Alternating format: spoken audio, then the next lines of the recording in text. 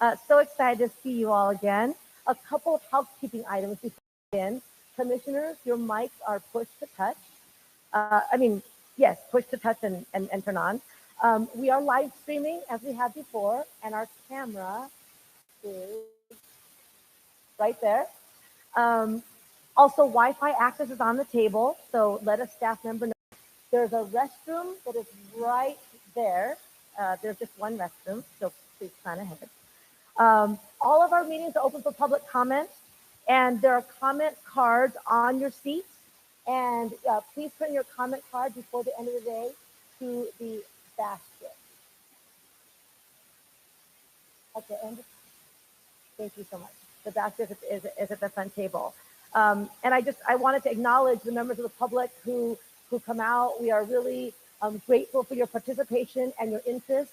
I also want to acknowledge that on our Future of Work Commission website, which is linked to the Labor Agency's website, we have also been inviting comments. We've been inviting them at every stage of our process here, and we're really excited to be getting various comments. I did want to read one of the many that we've received, which was that part of our work is to we want to make sure that we improve the public imagination and empower new storytelling about the future of work and inclusive prosperity.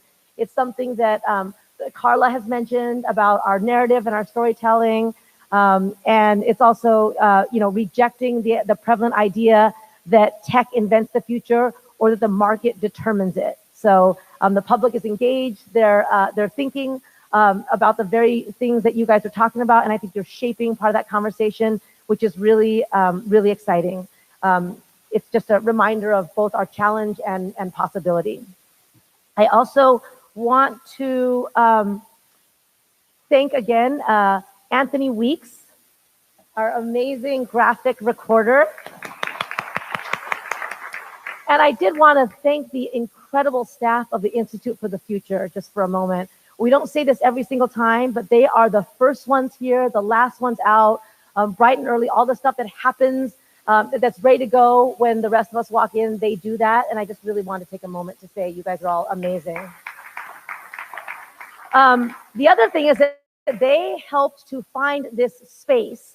And I've said this before, right? But we always try to find a space. We're moving across California to embrace the idea that California is not a monolith, but also that we have amazing assets everywhere.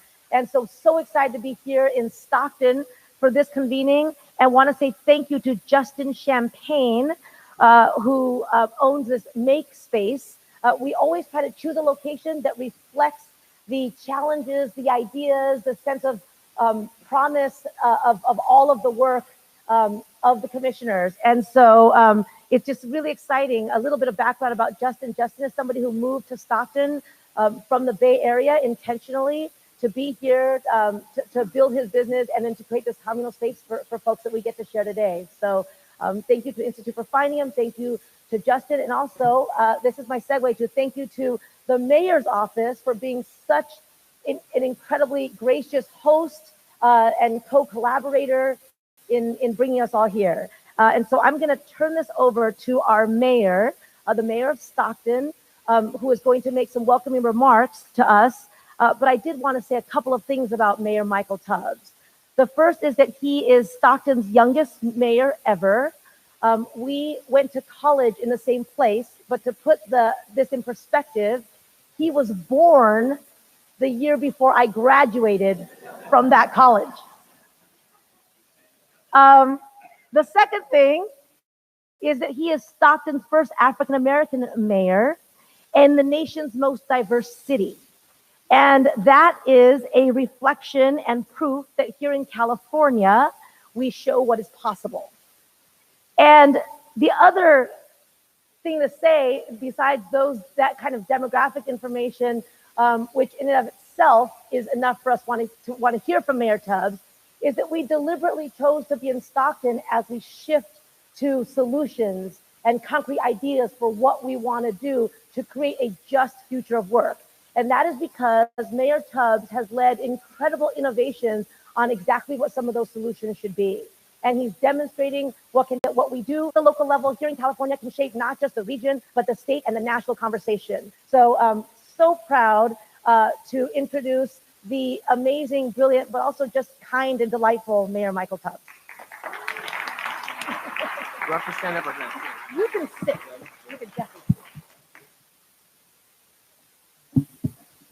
That might be the first time I was ever called kind in an introduction. So thank you. I am a kind person, but no one's ever said that. So thank you. I would tell my wife that I received that compliment today.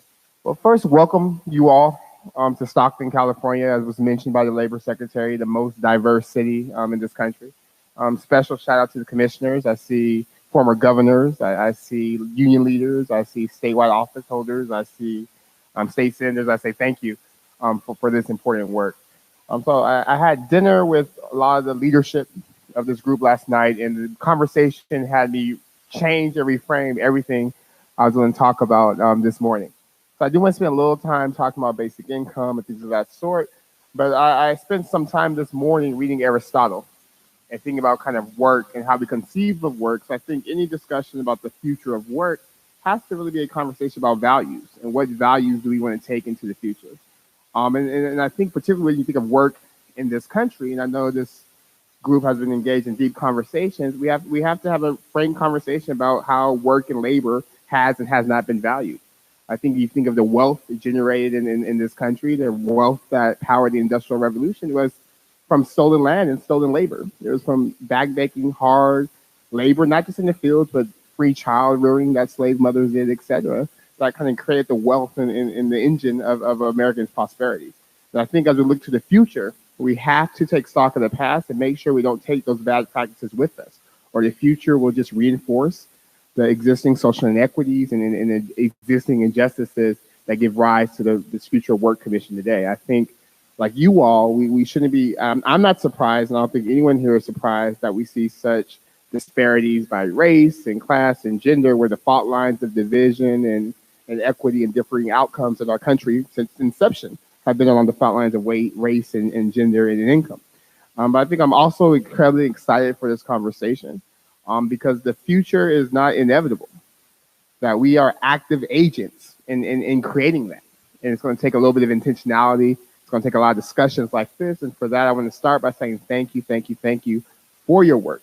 As a father of a new 3-month-old child, I am terrified of a future of work that looks like the current future for a young Black boy born in Stockton, California. As a mayor of the most diverse city in the country, I am terrified for the future of work for a community like Stockton that is radically different than the status quo, where today we are the largest city in the state and the second largest in the metro area in this country without one public institution of higher learning. I am terrified about a future of work that looks like today, when I spent just 2 hours caregiving for my son. And that was the most difficult thing I've done this week, including speeches and interviews and press releases, and realizing that for many people in our country, particularly women, that caregiving is work, but it's not compensated by any wages and pay. And a lot of this philosophical thinking around work has stemmed from our work on basic income in Stockton. So 2 years ago, we piloted the Stockton Economic Empowerment Demonstration. And at first, I thought it was just a test to see if this idea could work, because we know the status quo wasn't working, where people were working longer than ever, sometimes working 2 or 3 jobs, literally working themselves to death, generally working and not be able to do anything else that makes us human, like spend time with family, take care of kids, etc., and still not be able to pay basic necessities. And I said, we have to do something about that. But what I found has produced more. And I think in the attached to what one produces or what one does, but for who one is. Particularly when we think of work and what's considered work and what's considered not work and who does work. I think it's tough to attach dignity to that, because we have child labor laws, so children can't work, but children have dignity. We have again, women who are doing caregiving work, and it's work, but they're not being compensated. But I would still argue they have dignity. And I would also argue this paradigm of attaching dignity to work instead of dignity to humanity first creates conditions where people are working in undignified conditions. That the people who are working are dignified, but working 16-hour days, working without union protections, being exposed to pesticides, working and but still not be able to pay for rising rents or utilities or healthcare costs, and being stressed and anxious and having worse health outcomes, I would argue is inherently undignified. And these are the conditions we're exposing people to who are working. So I think as we think about the future, we have to really think about our values, and even the language and narratives we use to describe who people are and what they do. And I would argue that dignity is attached to personhood before it's attached to work. And in that vein, I would also argue that work, the definition has to be broadened, particularly where there's some conversations about what automation may mean for some jobs versus others, and what could be done by people, what could be done by robots, et cetera. And I think we have to really take stock of what we consider as work. And I think part of that conversation is also a conversation around what do we value. If we value communities and families, then activities like voting or coaching Little League or being involved in civic associations, if truly, like Aristotle says, we work to have leisure, as technology continues to advance, there'll be more time for leisure work or leisure activities, and then we have to elevate kind of the status of that and say that's okay too. One of my favorite stories from the basic income demonstration comes from a man named Tomas, who talked about how the $500 did a lot of great things for him. The $500 a month allowed him to stop. I said, well, how has this helped you? And he said, well, marriage allowed me to interview. And I said, well, you paid $500 for an interview? Doesn't sound like what I envisioned this money being used for. He said, no, I work retail, or I don't work retail, but I work hourly, so I don't have paid time off. I don't have, if I miss a day of work, sick or whatever, I lose that pay. And I'm living paycheck to interview because I'll be missing that income. But the $500 was enough for him to interview. It's a full-time job, works less, doing better. But what I appreciate, he said, and we've heard this over and over and over, that human relationships are better when people's basic needs are met, where people aren't worried about paying bills. He said that his wife and him have never been happier. He says that he feels like he could breathe. He says he's able to spend time at home with his kids, doing homework, and he's been able to do that by working less. He's not less dignified. He's not less hardworking. He's not less of a man. But he's able to, with something as small as $500, he's able to have a little floor upon which to build upon.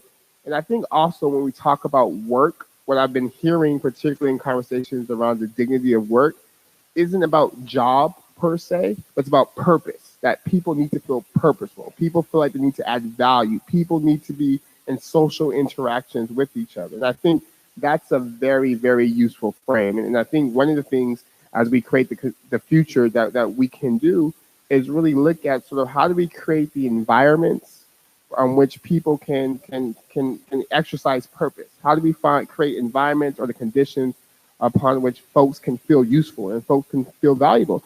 And I would argue a lot of that has nothing to do with driving an Uber or going to get food for you and delivering it to your house or doing all these other things people are doing for work. And again, all labor has dignity, but labor has dignity because people have dignity. The job in and of itself does not constitute dignity. It's the people performing the jobs, the human beings, the creatures with souls and consciousness and families and love and the capacity to create and critically think. That's what creates the dignity. So I will put a ribbon over that introduction to say I think really the conversation about the future of work is really a conversation about just the future of kind of human interaction and how we relate to each other, how we constitute value, and how do we really prioritize the things we want to see folks do in community. And I know it sounds really abstract and philosophical, but this whole morning I just couldn't get over the fact that the conversation we're having is not about what a job looks like 25, 30 years from now. It's really about what type of society do we want to live in. And if we have the means, why should we not allow people the opportunity to expand definitions of work to be more inclusive of purpose and to do our best to make sure that basic needs are met. Basic human needs, some would argue human rights are met so that folks are able to self-actualize and do all the things we need to do as humans. In terms of what my staff prepared in terms of talking points, I'll do those now. Like, you guys didn't see the eyes I was getting. They're like, what is this? This is nothing. This is not why they came. Uh, so in Stockton, as we think of the future of work, we are really interested in sort of how do we invest as much as possible in the folks who will be doing the work that is the future. So we mentioned the basic income pilot, which is really helping us really challenge notions again of dignity being attached to work. But we're also doing things in terms of the green economy, and I think part of our working philosophy in Stockton is that any conversation and how are you, Congressman? Member Carla, I didn't see you. How are you, brother? Good to see you. Has to be informed by the people most impacted. So for anything we're doing about the future, whether it's our Job Plus program with our Housing Authority residents or our investment directly in young people in terms of helping them figure out what they want to do after high school by making it affordable for them to do so, it's not just me coming up with the idea and talking about it or me talking about what I read in the paper, but it's me really sitting down and doing deep empathy work with my team and listening and hearing and having folks who are most effective co-design said solutions. So I think particularly for this conversation, and I'm sure that's been happening with all the places you've been to around the state, and I would encourage that continues to happen, that the folks most impacted, who have the most to lose by the future staying the same, have a place at the table, not just one time or sometimes, but all the time. They're actually partners in co-designing and co-creating said solutions. And I also think when I think of the future and looking at the past, everything we take for granted now were once radical ideas.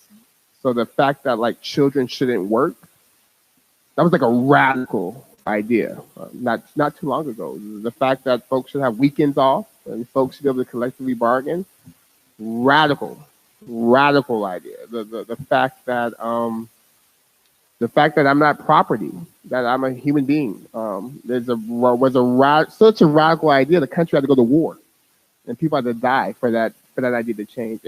And I say that because I look to the future with great optimism, because the world we inhabit today were created by radical ideas, and oftentimes those radical ideas were implemented by elected officials and leaders, but were really driven by those most impacted, by people people striking, people protesting, people sitting in, etc. And I think it's that same level of kind of activism, but also energy and audacity that's going to make the future better than the present. And then I would also say, particularly for the political leadership in the room, someone asked me last night, like, how do you take so much risk from like basic income to the gun violence reduction programs and things of that sort? And again, I think if we look beyond the statistics to like the actual people, we realize that the status quo is miserable for a lot of people. When one and two, not saying the people are miserable, but the status quo, the existence of living hand to mouth, of not being able to afford one $500 emergency, the idea that I'm working and can't pay for rent in California and I have to move or I'm evicted, so now I'm homeless, is miserable. And I think for me, the biggest risk is to do nothing.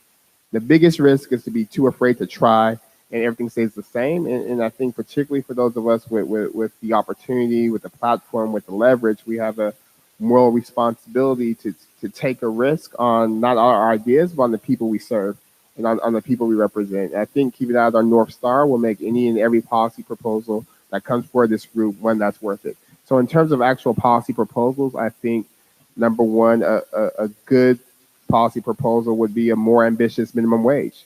I mean, $15 minimum wage sounds good, but who could live anywhere in California on $15 an hour? A $15 minimum wage feels good, and it's a great first step, but to rent a house in Stockton, Oakland, Sacramento, LA, that has to be higher than $15. And it's a tough conversation to have, but if we're really about making the future better, we have to make sure that work pays, and work pays enough at least to provide for basic necessities. And in terms of policy recommendations for the future of work, I think you're going to hear from my sister from the domestic workers group, but we have to elevate the status of caregiving. We have to make sure that caregiving is a job, whether you do it in your house or someone else's. Yeah, it makes no sense to me that if my wife was watching someone else's kids, she would get paid, but when she watches another kid that happens to be her own, that's not work. She shouldn't get paid for it. And I think that's something that has to change, particularly when we look at kind of women of color, immigrant women, and the type of jobs that they do. I think a conversation about the future of work and in terms of policy has to be a conversation about child care. That oftentimes, particularly women, aren't engaged in the workforce in outside the home because it's cheaper to stay at home and watch your kid and work in a minimum wage job that doesn't pay enough to cover childcare, much less rent. I think a conversation about the future work in terms of policy is really about modernizing the earned income tax credit. It makes no sense to me that it's not automatic. If people qualify for it, why does it matter if they fill out a paper or not? Like if they qualify for it. So making it automatic, making it monthly, and also extending it so it impacts more people. And again, extending it to folks who are students or artists or caregivers or doing work in the home. I think provides that floor upon which people could build on. I think policy recommendations for the future of work really has to look at, again, targeted interventions towards the folks most impacted by the status quo, the current nature of work. So it's looking at the gender pay gap. It's looking at kind of racial pay disparities. It's looking at sort of all the policies and things in place to ensure that, again, we don't bring into the future the baggage of the present. So I'll conclude with saying 8 years ago, I was on the Freedom Rides with some original Freedom Riders, and we went through like Anniston, Alabama, New Orleans, like all these places in the South. And one guy, his name was Bob Singleton, he looked at me and he said, "Michael, I was arrested on August 4th, 1961. Why is that day important?" And I said, "Well, you were arrested trying to create a future. And if you weren't arrested, I wouldn't be here. So thank you." And then he looked at me and he said, "On that day, Barack Obama was born." And then he said he had no idea the choice he made to be bold, to take a risk, to look crazy, to challenge a failing status quo would pave the way so a child born with no opportunity would just 50 years later in the future have the chance to become president. And then he looked at me and he said, "What are you prepared to do today so that a child 50 years from now has more opportunity than you have?" And commissioners and public, I think that's the charge and task in front of us today. We don't have a crystal ball. We won't get it all right. We will make some mistakes, but I think the real question is, what are we prepared to do today so that 50 years from now, the future of work looks like one in line with our values? It's a future where work pays. It's a future where work constitutes not just a job, but purpose. It's a future where we understand that dignity is not attached to your job, it's attached to you. And then because you have dignity, your job should afford you that dignity that comes with union protections or with fair wages or with the ability to provide for basic necessities and also to enjoy life. What are we prepared to do today so that 50 years from now, we look back at our work and say, we did not have a crystal ball. We didn't have it all right. We ran the best actuarial projections that we could, but we leaned in on values. We leaned in not in unburdened by what has been and really excited about what could be. And we created a narrative that was informed by people that would be most impacted, that have the most to lose by work staying the same, and that we were able to create something beautiful that 50 years from now, my 3-month-old son lives in a world, in a state, in a community that's radically different. And that, again, is one informed by values I think we all share, that folks deserve the opportunity to feel purposeful and have value, that women should be paid as much as men, that we should elevate the dignity and status of caregiving work, that if people work, one job should be enough, that folks should be able to pay for their rent and their car bills and electricity and their health care, that there's opportunity and pathways to upskill, but even without upskilling, because people are producing massive amounts of value, they deserve the chances and the opportunity to live with dignity. So again, thank you, thank you, thank you. Welcome to Stockton. I'm hoping to see the fruits of your labor and happy to be a partner and actually talk on things you want me to talk on next time, if we're lucky enough to have you again.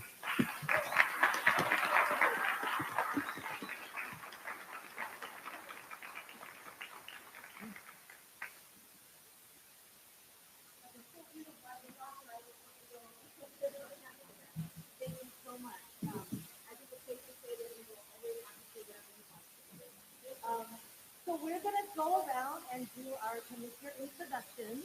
I know everyone anticipates this moment.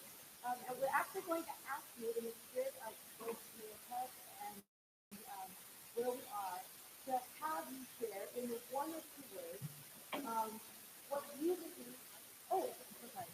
is an underappreciated aspect of this region of California, an underappreciated aspect of the Central Valley. And please do say your name before you begin. And I think we'll start with our co-chairs.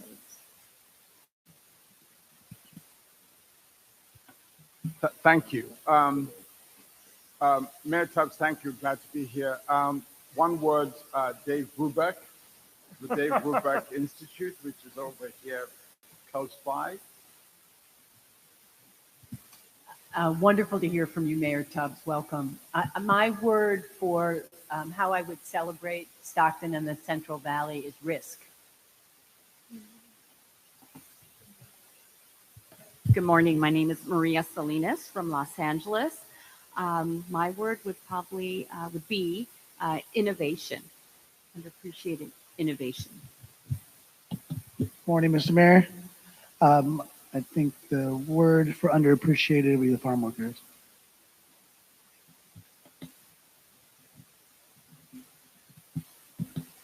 Peter Schwartz from Salesforce. The rich culture of the Central Valley.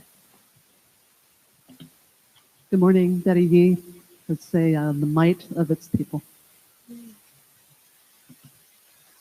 Carla Javits, Redif. I think after that I'd just say Tubbs.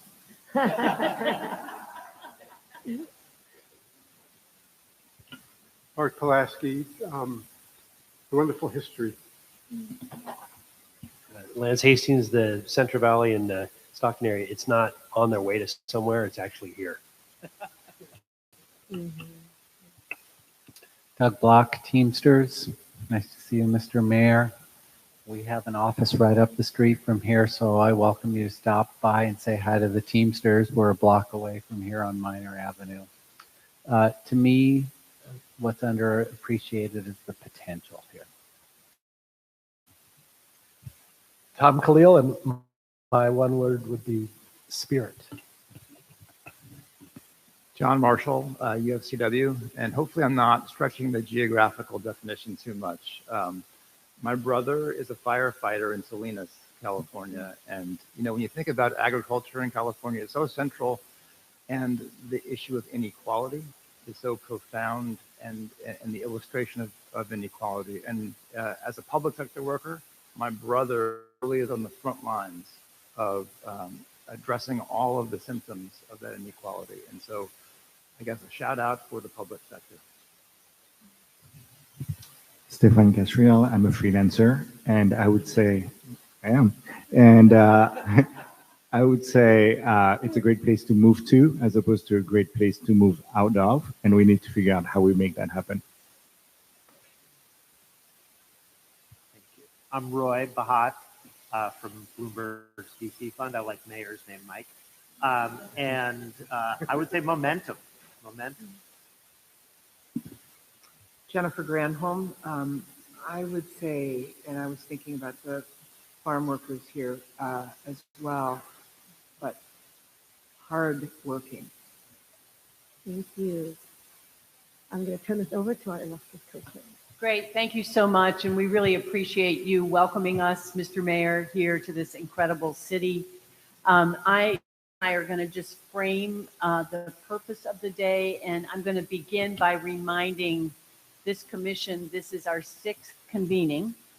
Governor Newsom appointed each of us as leaders of the rich diversity of this state that is known for inventing the future. And Governor Newsom called us to a charge that we've been working on since May 1 of 2019. And I just want to remind you by reading the charge, the overarching goal of the Future of Work Commission is to develop a new social compact. I just want to underscore those words because I feel like I've been on a journey with all of you about what is it that we imagine possible in a state that is known globally for its innovation and its willingness to take risk in a way that we just saw embodied by the mayor as an elected leader of this community. Develop a new social compact for California workers based on an expansive vision for economic equity that takes work and jobs as the starting point.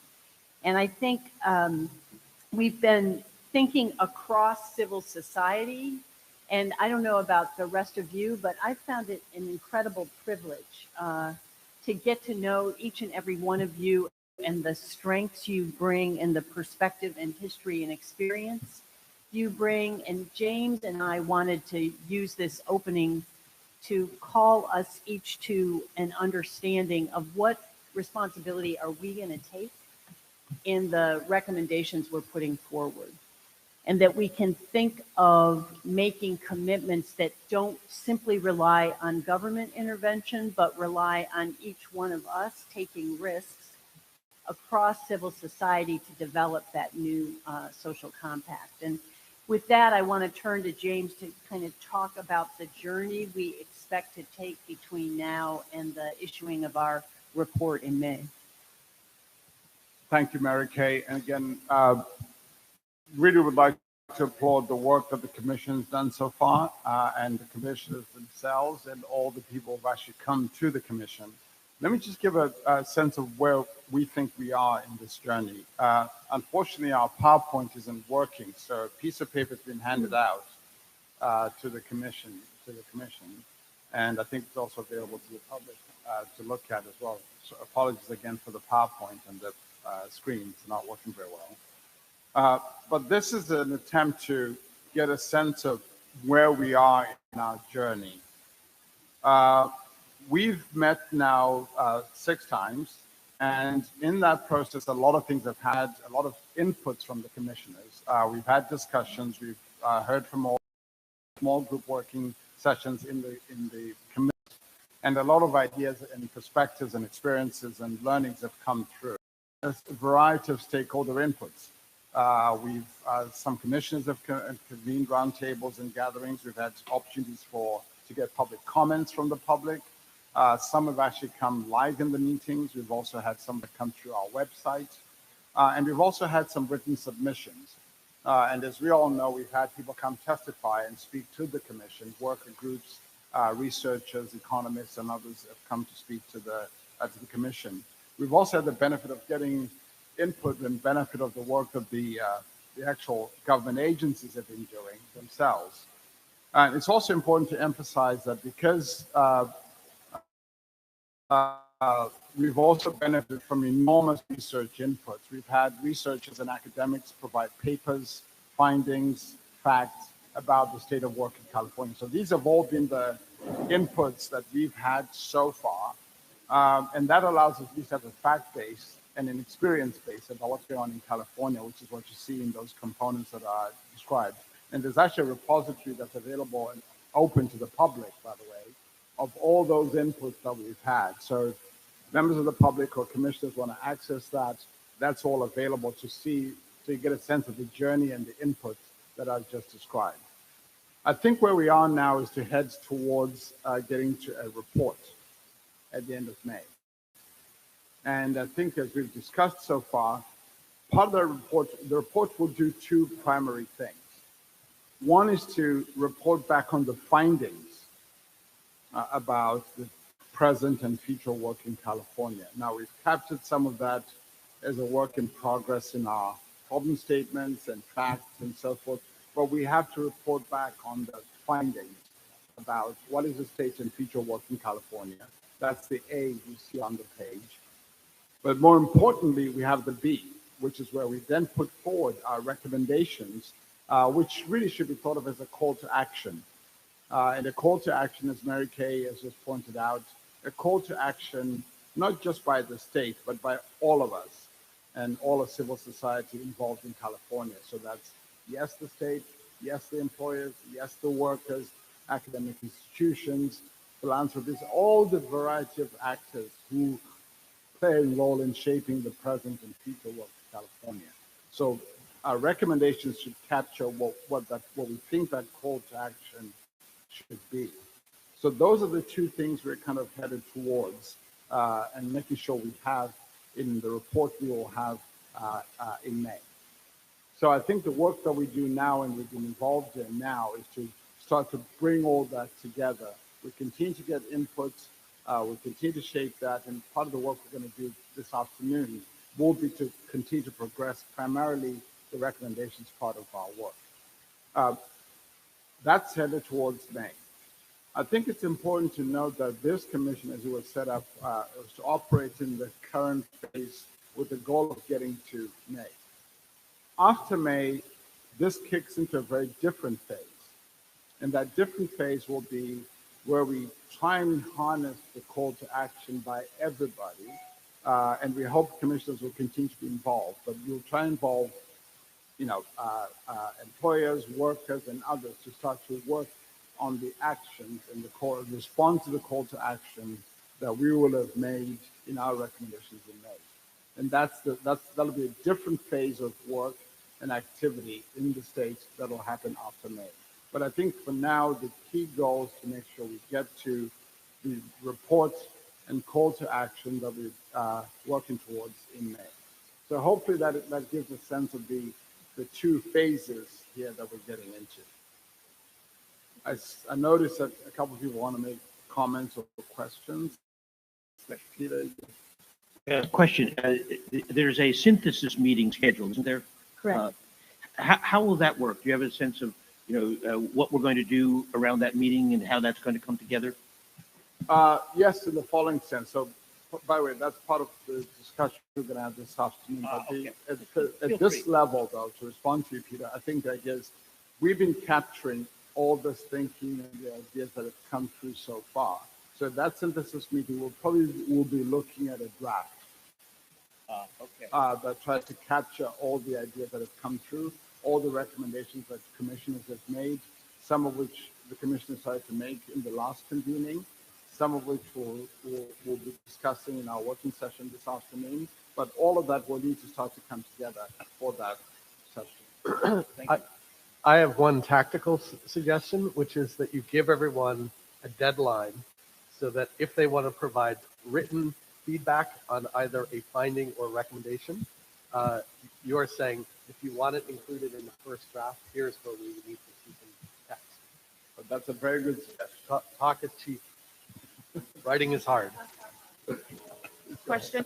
Could you give a little more context on the May to December timeframe? You mentioned about engagement with like employers and workers. Any ideas of what that could look like? I'll give an example. So imagine if, as an illustrative example, imagine if there's a sense that we would like some civil society group, as Mary Kay described, which includes employers and workers, to work on something. They might do that work together between May and December and come back with it. It might be to explore a pilot. It might be to try something in some place in California. It might be to advance the next level of detail on how to implement something that we will have recommended in this commission. That's the kind of activity that you can imagine happening between May and December. Excellent. Thank you so much, Mary Kay and James. And I just have a friendly amendment or clarification to the timeline, which is that the executive order actually says the report will be out on May 1st. So rather than the end of May, it adds a certain level of urgency, but there is a symbolic reason. One is that the governor announced that he was going to form the commission on International Workers' Day, May 1st of last year, and so the report is expected on May 1 too. So you're just reminding us, Secretary, that we have to work harder. So our work is cut out for us, dear fellow commissioners. And so this afternoon will be very, very important. And on your suggestion is exactly spot on. Thank you. And I'm just going to very quickly go over the agenda for the day. That was sort of the agenda for the commission's work. For today, we are going to have two discussions. The first is on social policy innovations, upgrading the social compact in California. And it will, both of the conversations will really focus on solutions and ideas. And the second one is going to be doing business better, profit and purpose. We'll have two speakers then. We will break for lunch, and then the afternoon will be entirely of commissioner discussions in small groups around ideas and proposals that we have heard, that we have tried to collect and to organize, and Mary Kay and James will explain more fully how those conversations will go after lunch. Okay, so I'm going to invite our first two speakers up here, Pollock and Josephine, and I will set up the conversation while they are coming. But really so excited and grateful. This is a conversation about solutions and innovations. And so often when people talk about solutions and innovations, we look to certain centers of power, right? And in Hollywood, Sacramento, and of course, those are important centers of power. And part of our charge is to engage all of them, and that is why we are here. But so many of the best ideas, as we all know here in California, come from people historically relegated to the margins, from workers themselves and from folks who work closely with workers, including the organizations who are represented here by Pollock and Josephine. And so we've talked about labor shortage and jobs that don't pay enough for workers to live, why training and skills in and of themselves are not sufficient, the illogic of the market when it comes to growth and productivity, but not a rise in wages, and just the whole wealth and prosperity of California not translating into wealth and prosperity for all workers. So the question for our two conversants today is, what are the solutions to that? And a little bit more specifically, how are you doing that has worked? And can we take them as lessons to meet the challenges that we have identified here on this commission and that Mayor Tubbs really drove home for us? And how can tech in the right hands be a force for good? How can that be part of the solution? What is worker-centric technology? And how do we encourage more of it? And I'm going to start with Tom. Thank you very much, Secretary Hugh. So thank you for the invitation. Thank you to the Governor's Office and all of you esteemed commissioners. We're really humbled and honored to be here to talk solutions. I know you've talked a lot about the problems, and so I'm going to jump right into it in terms of what we're doing.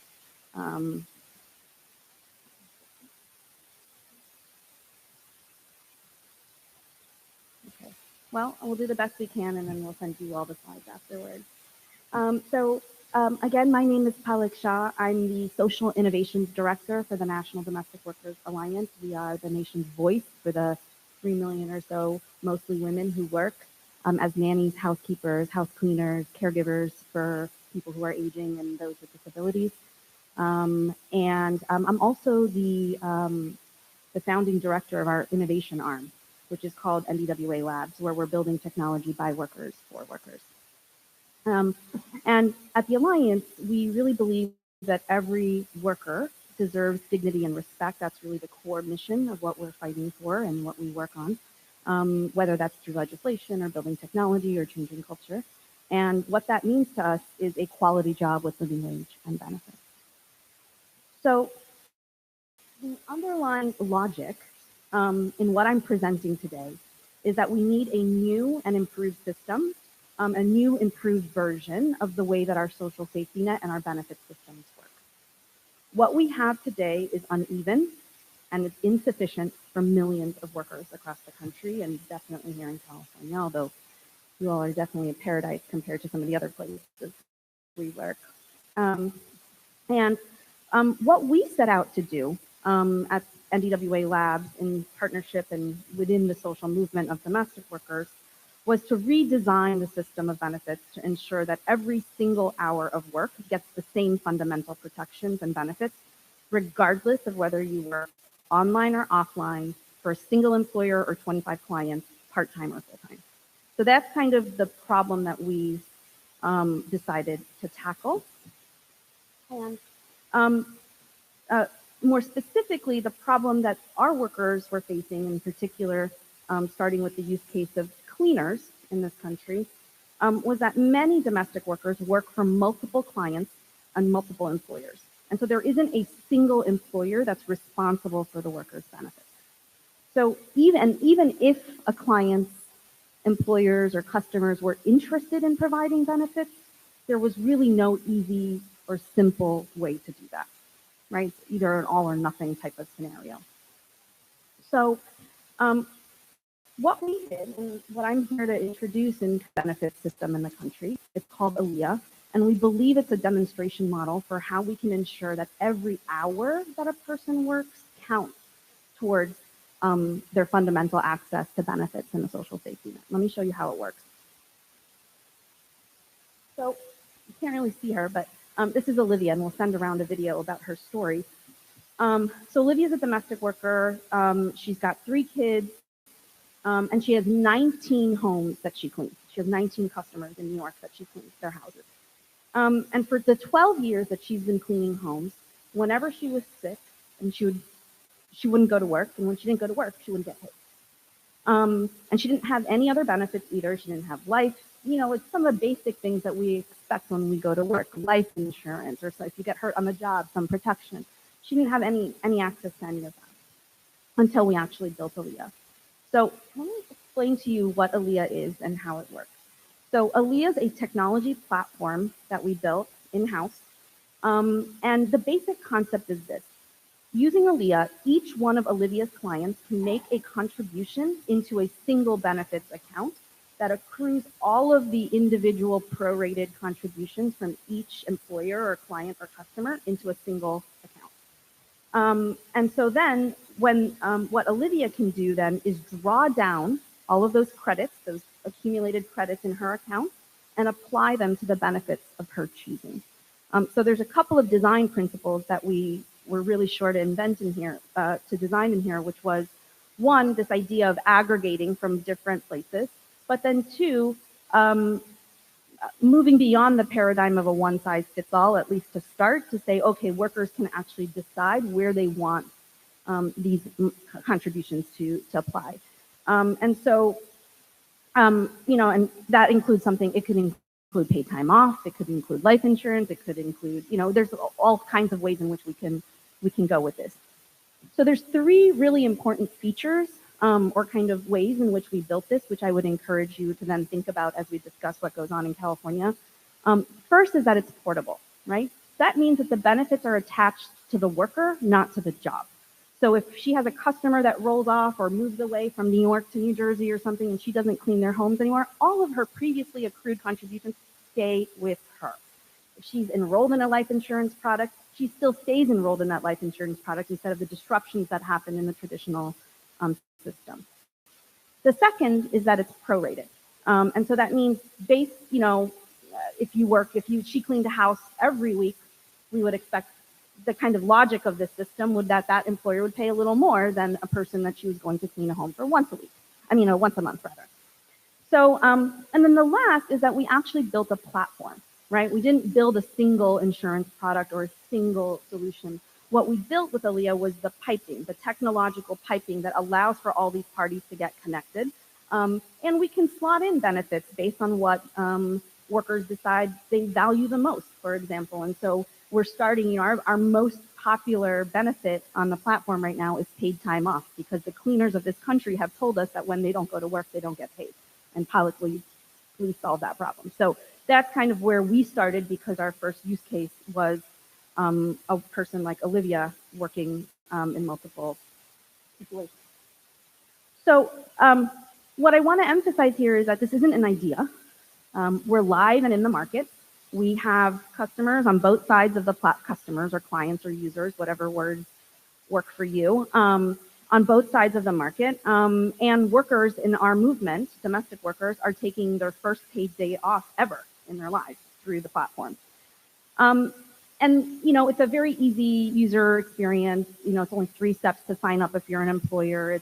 We have a whole, all the learnings from the social movement and organizing domestic workers helps with the customer service on the worker side to make sure people feel comfortable with the technology. And I won't get into all of those details unless that's interesting for this group. But I think for the purposes of this conversation, I want to say that it's not, for example, earlier this year, blues musicians in Chicago called me and said, hey, can we like use your platform to like figure out how to get benefits from club owners in Chicago? And I said, that's a wonderful, let's do that. Let's not overbuild. Why don't we just ignore all the marketing that we have around domestic workers and their clients and just have the club sign up as an employer and have the musicians sign up as domestic workers and see if the system is actually working for you, and then let's figure out if we want to do something bigger together. So before I wrap up, Olivia, today, you can't really see it on this slide, but she's got 17 contributing clients. She's got a bank of 10 paid days off. And for the first time earlier this year, she was able to go on a field trip with her son and not worry about, missing a day's pay. Okay, so honestly, for the perspective of this commission, I think what Aaliyah proves is that it's possible to solve this problem, to figure out how to expand the system of benefits. And with even just for the advances, like the fact that Aaliyah exists is a big advance for our movement and for the domestic workers who've been really traditionally left out. Because I think there's a real opportunity here, because what we're demonstrating is that we can redesign how the system works and make it work for more and more people, and that the underlying technology to build it is actually not that complicated. There's a bunch of other things around this that are more complicated than the tech itself. So whenever I talk about this, there's an obvious limitation to what we've built, right? The obvious limitation is that this is a voluntary system. We're requiring on either winning the Good Boss lottery or, having somebody who wants to be high road participating in such a system. We know that. And I think, what I would say to that is that this is a place to start. This is a place to start on the journey context, thinking about how to build the product. What do people react to? What are the benefits that workers really want and actually sign up for instead of what we think they want? All of that informs, I think, could really inform really, really strong first draft of policymaking. So we did that exactly. And earlier this year, we passed the 11th Domestic Worker Bill of Rights in the country. And this was in Philadelphia, and for your consideration today. And that is that we established in the city of Philadelphia the first right to portable paid time off. So what that means is domestic workers in Philadelphia will now accrue 1 hour of paid time off for every 40 hours worked, regardless of how many employers they have in the city of Philadelphia. And this is the first place where we've been able to demonstrate that journey from being in the voluntary context to moving into a mandate of some kind, which brings me to California today. So today, Aaliyah is really focused on the use case of cleaners. We'll be expanding to the rest of our domestic workers, nannies, and caregivers nationwide later this year. But really, I think the vision here is, could we imagine a system like this in California that applies to all workers who have never had access to benefits or the traditional ways in which the scaffolding works around work? So here are some things for you to consider, and then I will wrap up, Julie, if that's okay, Secretary Sue. All right, so, every startup's dream, or I would imagine, I don't know, I guess we've got some founders on this, is to have some kind of a lucrative or successful exit, right? Whether that means being bought or going to public markets or whatever it is. And our dream exit, honestly, for Aaliyah, as a social enterprise that's housed within a workers' movement and a social movement, would be that California adopts and normalizes what we're trying to do with Aaliyah. And I don't mean Aaliyah specifically. It's not like a pitch to say, like, let's get Aaliyah. But it's like Aaliyah as a placeholder for a new kind of expansive, rated, portable benefit system that expands the scaffolding for all workers in the economy.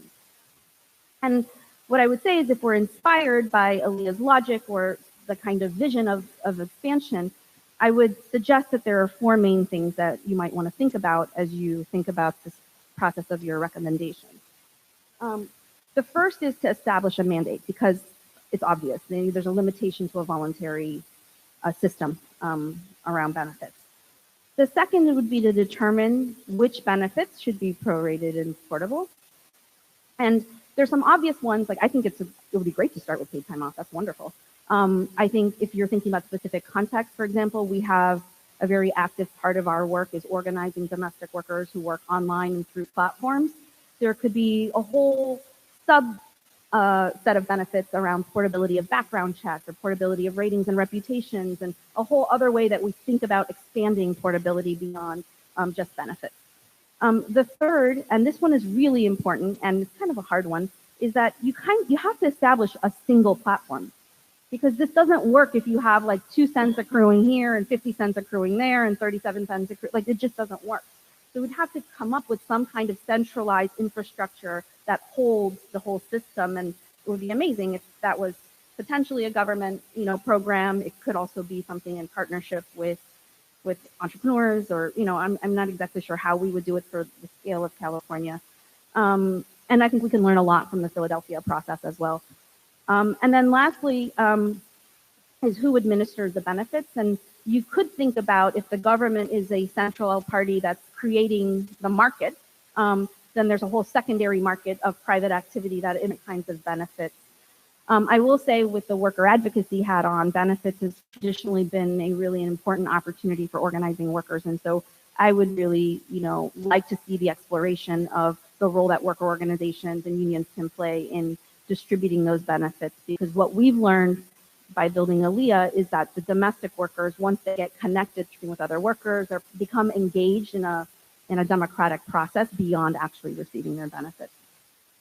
Okay, so and if we're not ready for something that big, you could imagine a pilot. We could, pilot portable paid time off with a specific constituency like domestic workers. We'd be happy to try that and see how that works and expand from there, since we've already got something under our belts in Philadelphia and we've been thinking about it.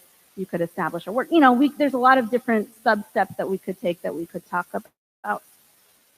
So lastly, I will just close with domestic workers solving for their conditions. They work in informal markets, cash markets, large numbers of immigrants, the informality of the home. We don't know which homes are workplaces, and we've managed to solve this problem for that population. So what I would argue is that if we can solve it for domestic workers, I do believe we can solve it for all workers. Thank you so much.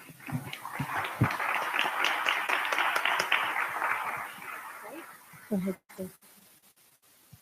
Thanks, Paula.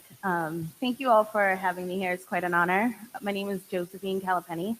I don't know if I need a clicker. If people, no. All right. Maybe not. I'll keep going. Oh, there it is. So like I said, my name is Josie. I am the Director of Policy and Federal Affairs for Caring Across Generations. Caring Across Generations is a national campaign. We're building power amongst what we call the caring majority.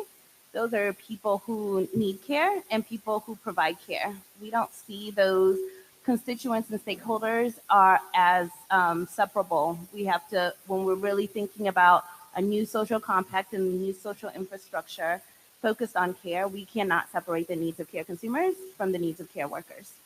So we're building power amongst the caring majority to win a new care infrastructure in our country, state by state. We'll talk about California.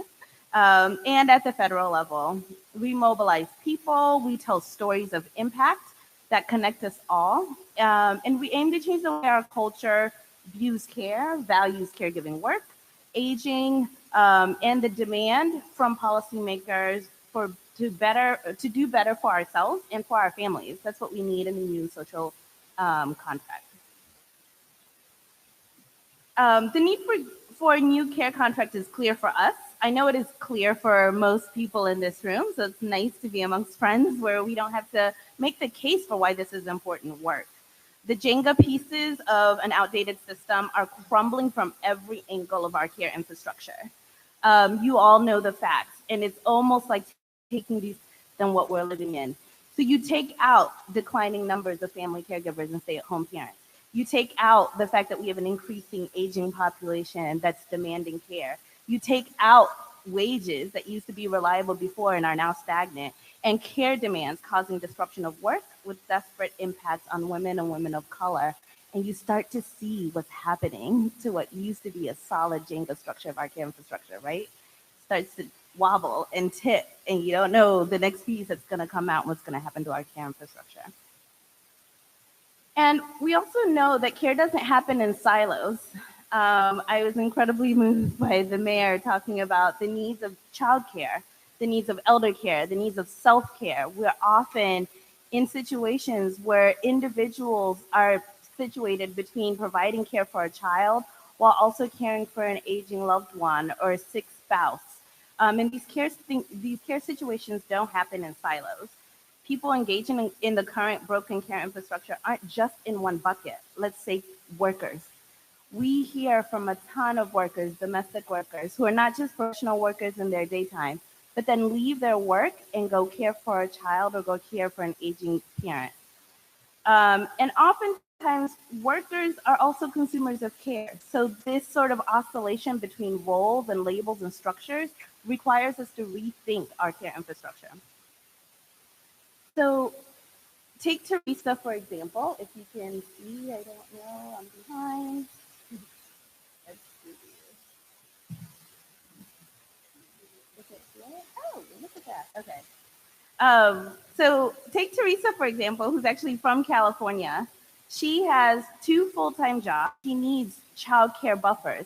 So there are moments when she needs mom to go pick up her child from daycare so that she doesn't get that extra late penalty fee. And then there's days mom's too sick to go pick up her child.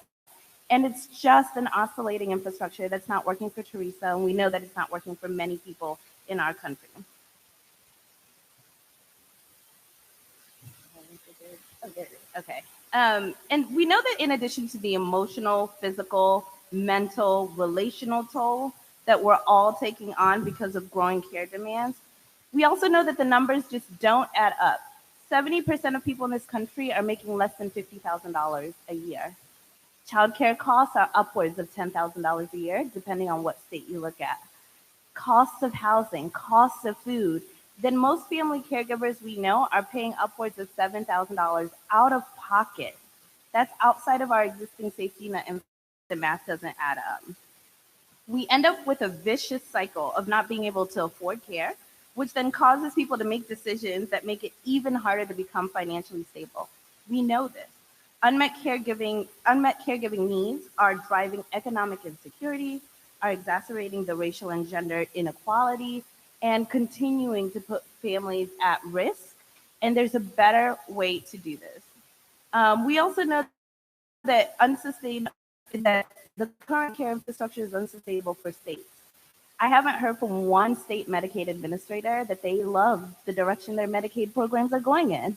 And that's not to say that Medicaid programs aren't doing some good things, but the fact is, even if we shore up our current safety nets, it's woefully unmeeting current demands and needs.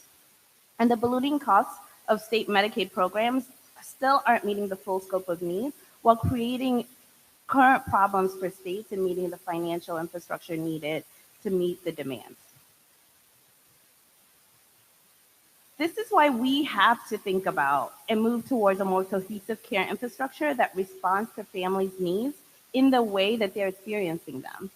Universal family care is the solution that will reshape the economic trajectory of future generations and create incredible disruptions in the economic inequality cycles that we're experiencing today. So what is universal family care? I can answer that.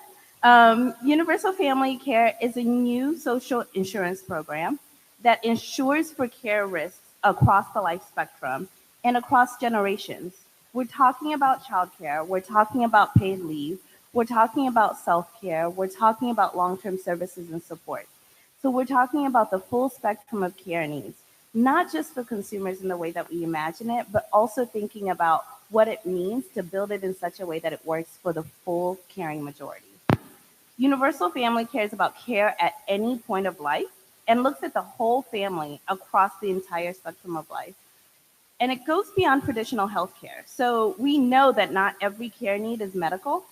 We know that people want to age and heal and live and thrive in their homes and communities, and that strong non-medical infrastructure is important for wellness.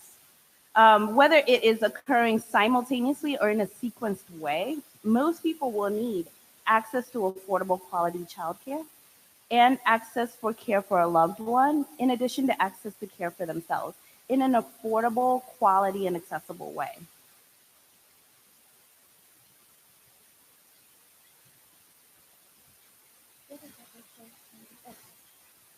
So we have thought about what the necessary pillars of universal family care must be in order to really create a program that's sustainable. And we know that universal family care has to spread risk. In this way, we think about how everyone would contribute when working and draw from benefits when needed. And universal family care is built on the principle of a streamlined place for families to access accurate information, determine eligibility across programs, and access the necessary benefits that they need in a timely fashion. We also think about this in terms of investing in the workforce. If we are producing new revenue, there's no reason that we shouldn't think about how it fills the need across the spectrum of stakeholders that we need in order to actually build and hold up the care infrastructure that we want. Universal family care essentially is a smarter and more equitable way to respond to the care needs of families. We're talking about paying for something over the course of time, as opposed to what happens now, which requires front-loading the financial cost of care, usually at a moment of crisis. And the fact that our care infrastructure is set up like that is incredibly inequitable for families.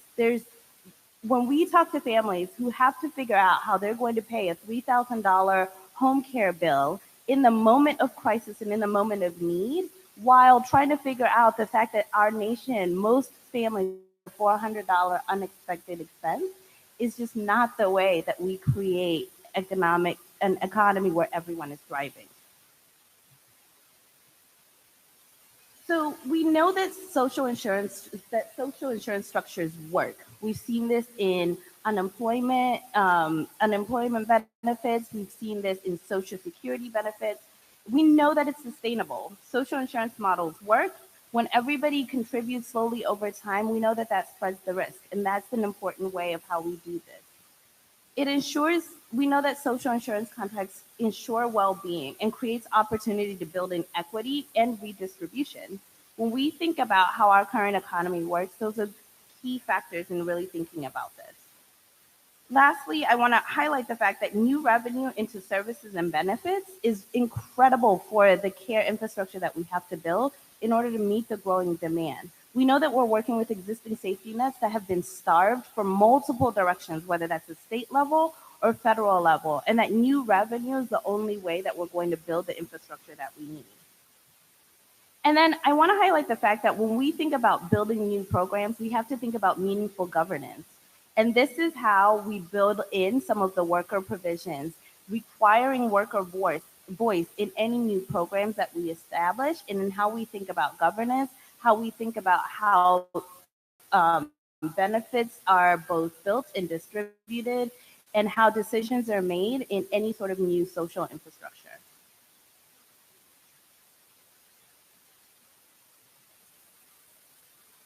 So why universal family care now, and why California? I'm glad you asked. So I want to highlight a couple of things.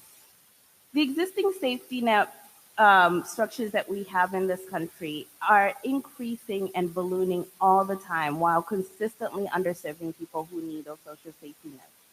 So while I think it's incredibly important to shore up our existing infrastructure, a perfect Medicaid system is not going to meet the growing demands, and it's still going to leave existing gaps in people who need care. We know that Medicaid eligibility can be stringent. We know that people have to oftentimes be deemed re-eligible on a regular basis. We know that oftentimes we talk to families who qualify for Medicaid but get 4 hours of home care a week. And we know that there are, in the perfect Medicaid system, that there's still going to be gaps, primarily for people who don't qualify for Medicaid. So we have to think about how we shore up existing programs and then how we build and graft on top of them to meet the growing demand. And then we have to think about how we invest in the care workforce as part of the way of building up and holding up the existing infrastructure and building new infrastructure.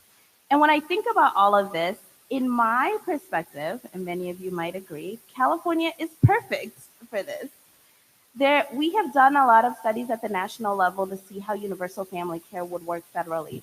And there's a lot of parallels when I think about California. The population demographics are right and right. The economic potential and possibility is right.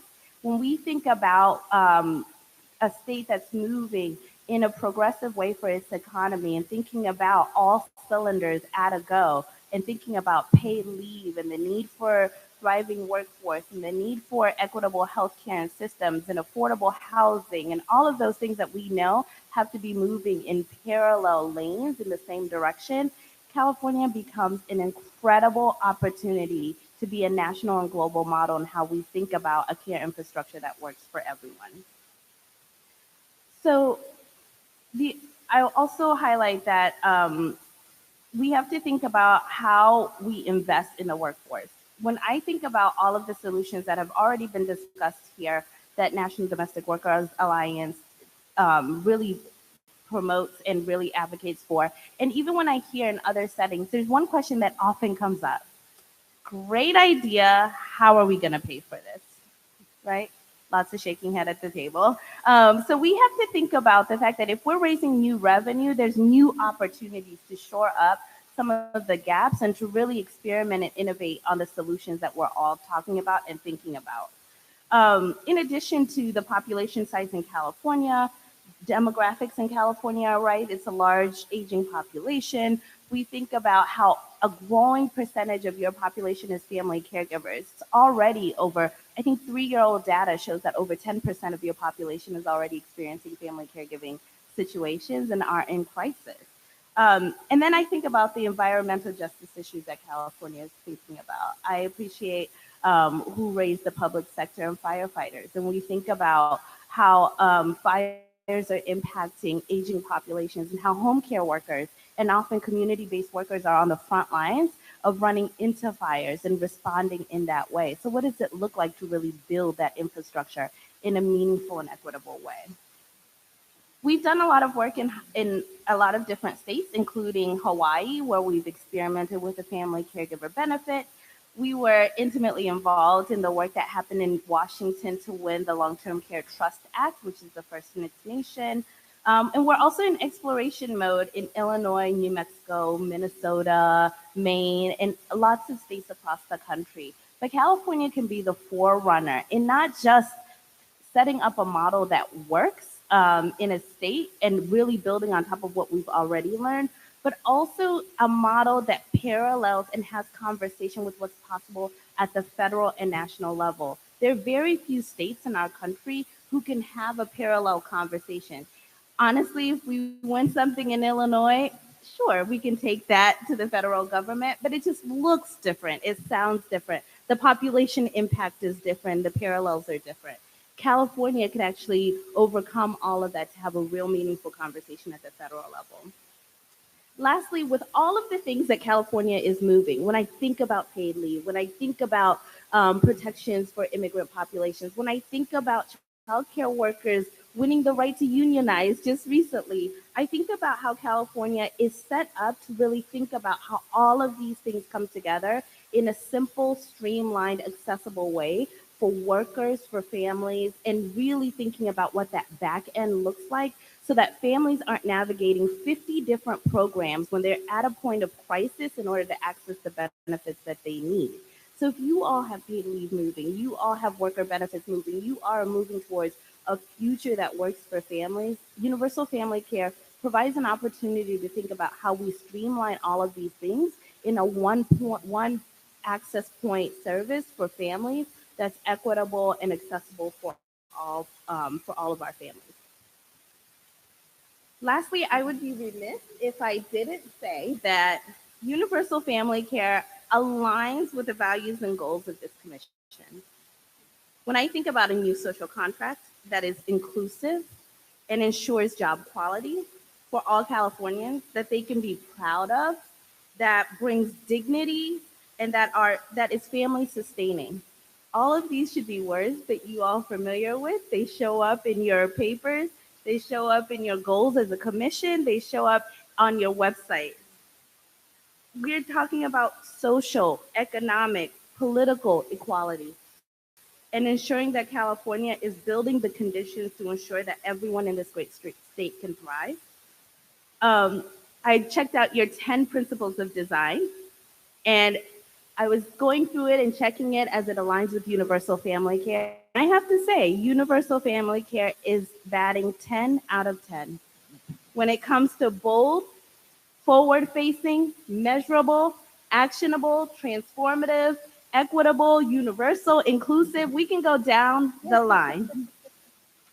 Building a society in which workers have a voice and where they and their families can thrive and prosper, that sounds not only inspirational, but possible when we think about the possibility of California and universal family care.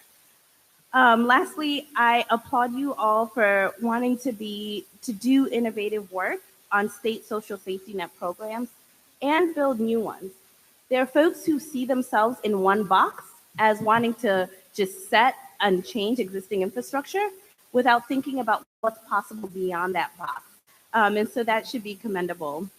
And lastly, I love the quote on your website that says, the ultimate goal of this commission is not to say the thing that needs to happen, but to build the power so that people can demand for themselves a more equitable nation.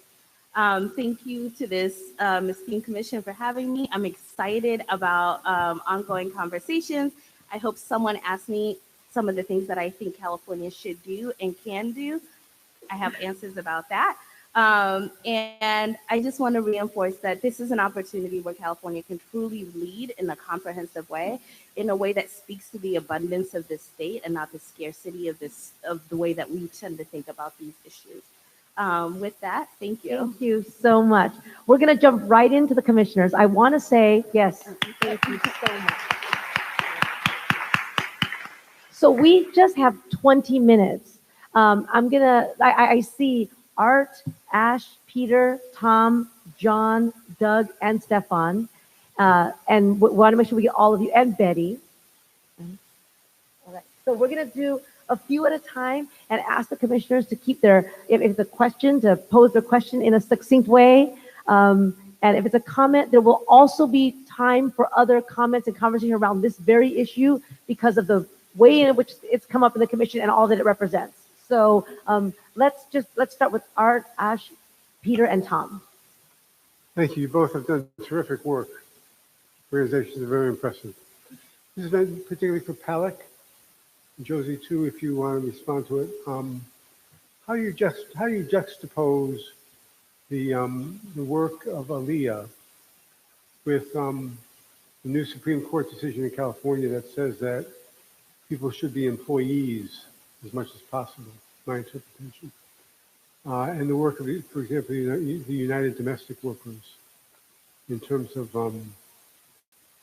creating employment status for those workers. Thank you. I'm going to go to Ash before we get Ash. Well, one question, a comment. Pollock, you had mentioned the voluntary versus mandatory.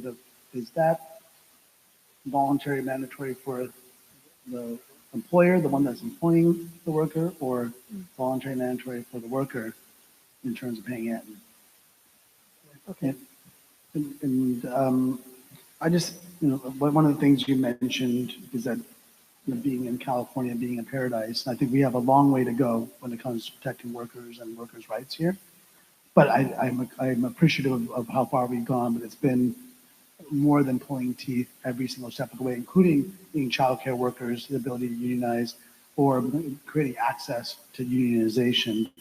And when it comes to some of these larger issues that both you touched upon, I really appreciate the work that both you're doing, because you are bringing something to these workers that otherwise they would be voiceless and not empowered and not have those benefits. But I would say that when it comes to issues like healthcare and things of that nature, should that be attached to whether you're working or not? In other words, isn't single payer the most portable benefit as it applies to healthcare? And shouldn't that be what we're fighting for, rather than patching up the best we can to make sure that these workers that are in this quote unquote new economy, although I'd argue that we're going back to an old economy in the way that we treat our workers.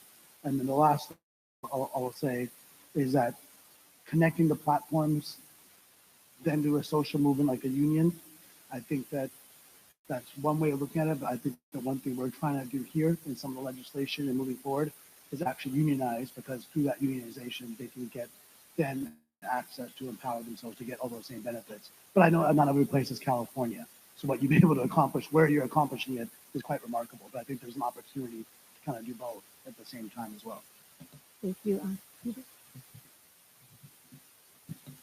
Two quick, first of all, great presentation, very relevant, very practical, very useful. So thank you for that. Two quick questions. It's actually picking up on something you just asked, Art.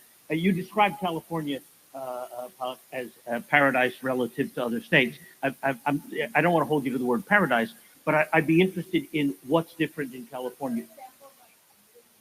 That may be true, but you had something in mind by way of a differentiation between California and others, and I'd be interested to know what it is you mean by that. The second question is, you developed Alia as a tech platform. In California, there's at least 4 companies, my own, Salesforce, Workday, ServiceNow, and LinkedIn, all of which in one way or another are involved in benefits, issues, etc. In developing the platform, have you explored how some of these kinds of companies that are all California-based might be relevant to actually implementing this on a large scale?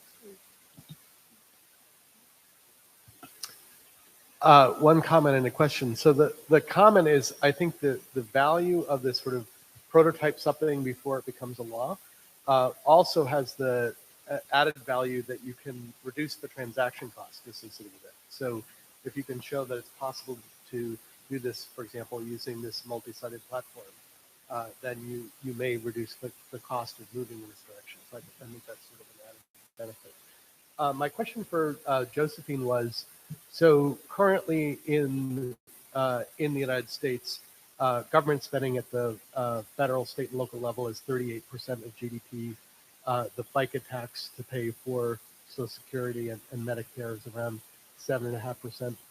If we wanted to have a UFC benefit, how much would we need to increase government spending as a share of GDP, or how much would we have to increase the payroll tax? Just to give a sense for the financial commitment that would be required. Thank you. Thank you for the questions. So let me just quickly run through some thoughts that come to mind. So one is thinking about the benefits question, Commissioner, to this question of should we not be thinking about, say, for example, healthcare as the ultimate affordable benefits? Certainly. I think that's wonderful. I mean, this isn't the official position of the National Domestic Workers Alliance, and so I'm spitballing here with you all, but in some ways, this is how I think about it, right? I think about three buckets. I've kind of been thinking about this a lot. So there's a certain set of things that we should get because we're simply alive and human, right? So maybe healthcare should fall into that, and education should fall into that, and there's a bunch of services that you get because you're human. There's a second set of a bucket where I'd be like, okay, this is attached to your job, and frankly and personally, I don't think that those should be the basis of competition. Like, it should be like, oh, okay, you work in a dangerous industry, there should be a certain set of protections around chemicals or whatever, and you know, if you work in driving or whatever it is, right? But that's not the basis of competition between firms. It's just the baseline floor protections we want to put into place for different industries and different kinds of work.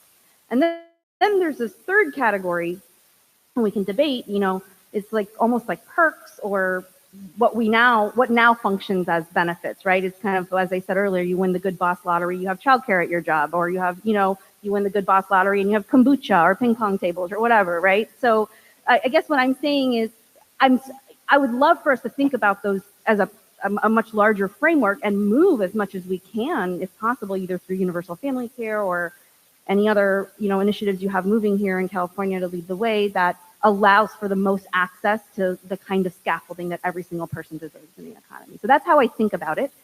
In the interim, you know, domestic workers, to your second question around unionization, were prohibited, explicitly excluded from forming a union along with the farm workers in this country. And so the path to unionization for domestic workers isn't clear. It's a much longer discussion. So I appreciate the question. I think in our specific context with domestic workers, folks have been both legally excluded from a whole set of protections that happened during the New Deal, Part of our work has been to close some of those loopholes, right, through the Domestic Workers Bill of Rights that we passed. Thank you to California for 2016 passing a bill here. But more importantly, what I've been thinking a lot about is, okay, well, what are the interim steps that we take that, in some ways, Aaliyah made a very powerful assertion. What it's saying is, hey, domestic work is real work, just like other work in the economy, and it deserves to be protected as such. And that's actually a pretty radical departure from the way that the legal structure and our culture views the work of caring for our homes and our families. And so there's, it's a sophisticated strategy, I think, from our movement in putting forth something like that. But again, I really appreciate the question around voluntary and then move to mandatory. I think Philadelphia for us was our first experiment in moving past the voluntary context, and would love to see something similar to here, which then brings me to your question, Commissioner Pulaski, which is, we don't really, in some ways, I think about what we're doing here as not really, we are of course part of the coalition here around the fight for 85, and I'm glad to see California lead the way on all of expanding kind of rights for workers, especially in this time.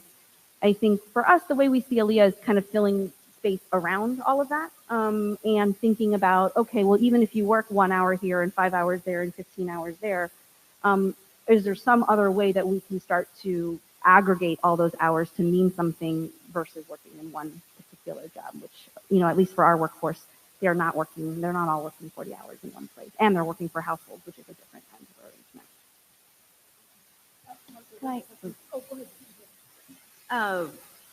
So there is this world where there's the long-term forecasting of single payer and the things that we absolutely, we're behind getting in terms of affordability, universality, all of those things, right? The reality is that we're, a few years away from that. And there's a real opportunity for states to be innovation labs, which California tends to be anyways. And as the federal government is really thinking about how do we develop national portable programs in a way that's meaningful for today, states can be testing and learning labs. We have to test at the state level in order to feed up lessons to the federal government.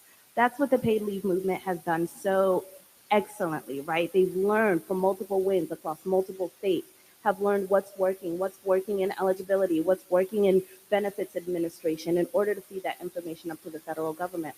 We have in states. We have to do that in states like California. How do we think about all of these parallel benefits in a way that's meaningful, then that allows us to scale up? California has cities that operate as states, right? That's another opportunity for piloting and for building momentum, for building lessons to learn, if not then to scale statewide, if not then to scale nationally, right? We hear all of the conversations around single payer and some of the social benefits that we talk about at the national level, and there's tons of policy questions that are still unanswered that can only be answered as we pilot these programs out and really think about the lessons learned behind models at the state level. So I wanted to, really say that as an opportunity. The other thing that I wanted to answer in regards to costs and how we think about this, we embark on work at a state-by-state level and really modeling this out. We work with actuarials, economists to really think about what are the different ways and the different ways to think about paying for this in a cost-effective way. We've talked to different states that think about an employer-employee contribution, that think about a state match, that think about building this universal family care in as part of a Medicaid in order to pull down some of the federal match, right? So there's all sorts of different ways to think about the financing on the back end. We've done the work at the national level that has helped us understand that at maybe about a 2 to 3% payroll increase, we could cover universal family care at the national level. So then when I think about the California parallels in regards to population ratios similar to the national level, I think we're looking at a scale that looks very similar to that. Of course, that can't go on the record, whatever that means in this space, without doing the actuarial analysis and really thinking about what that benefit looks like. And of course, it's also determined by the benefit size and the benefit amount. Washington is an incredible example where they did it with a less than 0.5% payroll increase, but the benefit there is not the benefit that they wanted to start with, right? They know that they need to increase that benefit gradually over time. So there's lots of those factors to really think about. I think the thing to really also focus on is that it's a false choice when we're talking to families and asking them to pay for childcare or pay for home care or pay for long-term services and supports, right? So how do we think about this in a way where we're not actually setting up false choice and thinking about it in a comprehensive way? And the thing that we've seen over time is that when you get a bite and a win at raising revenue in a state, you put off everything else by several years, right? There's like this sort of tension that happens about what comes next and when does it come next. And instead of sort of setting that up, what does it look like to actually think about this in a comprehensive and meaningful way? Yeah. You want to take Peter's question about there's companies already in California born here? Yep, that's great. And also to your question around the reduced transaction costs, I mean, I think that's one of the really exciting things about the Tech for Social Good movement is, our sources of capital for building ALEA were philanthropic institutions, and that gave us enough runway to chase the mission in a way that had some breathing room to figure out how we build the right thing for workers and in relationship with the workers, because the process actually takes a little longer too when workers are at the center of your process. So I really appreciate that point about the transaction costs. And I mean, I think that's kind of, what I worry about is that we don't actually have enough sources of that kind of innovation capital to really do the earlier side of things at the ideation and prototyping stage to come up with new kinds of solutions. And so I know that we're excited to be part of the Quality Jobs Fund, where we're it's a new type of capital, which I believe they came to speak with you all several sessions ago. In terms of the companies, the companies that you mentioned, no, we don't have a relationship or a way we haven't spoken with them. We've been really active in thinking through platforms that have high numbers of domestic workers play a role in, being essentially a marketing channel and partner to us. And so several months ago, we launched a pilot with Thumbtack around promoting ALEA, and they have a very different model. They're kind of outside of the controversy that exists here in California around contractors and employees. And so it was a really, interesting place to do a pilot with the kind of aggregation that we're seeing on platforms. And we also just did a marketing partnership with Seventh Generation, for example. I'm thinking about, okay, their customer base, what they care about, and are those the people that could overlap, for example, with people who employ domestic workers in their private homes. And so we're trying to be creative in the way that we partner with companies and when it makes sense from the interest of the workers in our movement. And Peter, that's definitely a good question to bring up this afternoon in the conversations. I look forward to hearing what you're going to say about that. So I'm going to take John, Doug, Stefan, Betty, and Governor Granholm. Thank you so much, Governor. If that's true for anybody else, that would be great, because we are really close to being completely out of time. And I know we want to let Pollock and Josie try to wrap up with the questions that you have. So please be concise. Please save your commentary for later, where there will be more conversation. But whatever questions you have for our speakers for now, we'd like to wrap up with those. So, John. Okay, I'll try to be very concise. And I was going to say at length how appreciative I am about this panel, but I'll just say thank you very much. This is such a critical issue. The role of uncompensated care work, so-called socially reproductive labor, is growing so much as an important part of our economy. So this is central to the future of work and workers. Again, very briefly, Pollock, I would love to follow up on your suggestion that California pilot something like ALEA for a targeted population like domestic workers. As you know, the devil's in the details of these kinds of things. We in the retail space have many employers who are seeking to portray themselves as multiplying or employing workers in very sporadic ways. Yet we know many of our folks are working full-time hours for those employers. And we want to make sure that we can achieve sort of the models that you're talking about in a way that doesn't allow some of those employers to get out of their responsibilities that are already mandatory. So I would love to follow up with you about that. And just on that, I think that's why that second point that I made was determining which benefits are prorated. And, there's a lot of detail to what we're talking about. But what I will say is, there are still lots of people who are working who will not have the opportunity to have a 40 hours in a single place. And so what do we do about those people, I think is a place at least where we're starting, given the experience of others. And so I appreciate the question. So let me say thank you to you both. And I've been so impressed watching the work that's been done to try to organize and help workers who are excluded from basic labor protections. While my union has been engaged in what sometimes feels like a Sisyphean task, dealing with transportation workers who once were employees and turned into independent contractors for 40 years. My question is, what have you been able to glean from existing models of portable benefits? And I'll talk about this later this afternoon, but for the Teamsters, we represent workers in the building construction trades who have prorated benefits attached to the worker. Not voluntary, it's subject to collective bargaining, and of course they're employees. And in the case here, Stockton was the first city in the Central Valley to pass a policy requiring community workforce agreements so that the government invests in these good jobs. And Commissioner Bahat and I will be down in Hollywood next week, meeting with the unions there, which also have portable benefits that track these employees who are actually subcontracted workers of studios. So there are some models that exist out there, and I was just wondering with Aaliyah and working with other workers, what have you been able to learn from existing models that are working? Thank you, Doug. Stefan.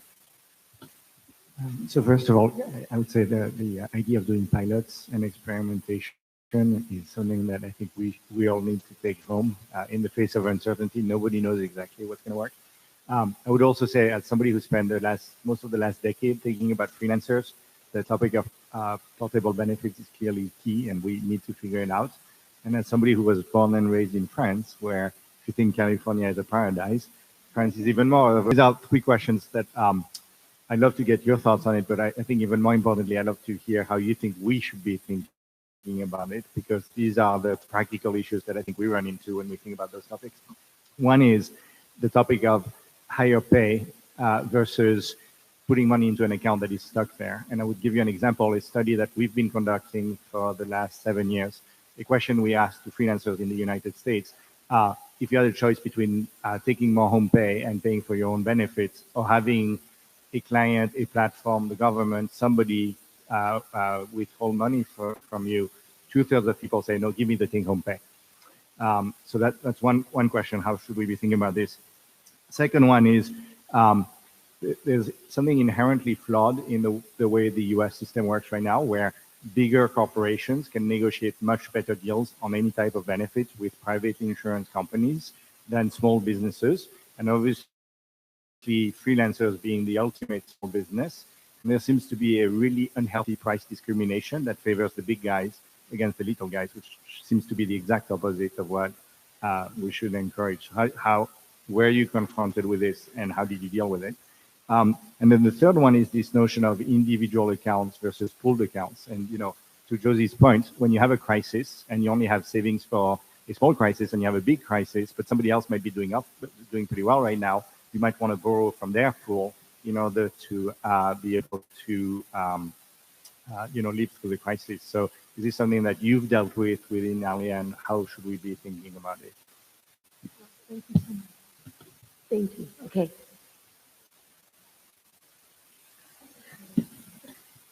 I can go quickly. Yeah. So I appreciate the questions on the higher pay benefits trade-off. Aaliyah is very much custom built for the dynamics of the domestic work industry. So I wouldn't pretend to say we should just copy paste it all around the country exactly the way that it is. One of the challenges in our industry is the very, very intense power differential between employers and workers. And that gets really exacerbated by immigration status, by gender. There's a lot of that's going on in the employment relationship between domestic workers and the households that they work for. And so, in some ways, what's been really interesting is that the introduction of a third party like the platform, the Olivia platform, has served as a way to increase the comfort, at least in the voluntary setting, for domestic workers to be able to essentially ask for a raise, right? Because what you're really asking for is a raise, and that's very hard for even those of us who work in as empowered as we are to go and ask for a raise at work. And so part of what we learned, which was really interesting, is that the technology platform served this kind of invisible legitimizing force to ask domestic workers in their individual idiosyncratic employment relationships. Each one is one-to-one.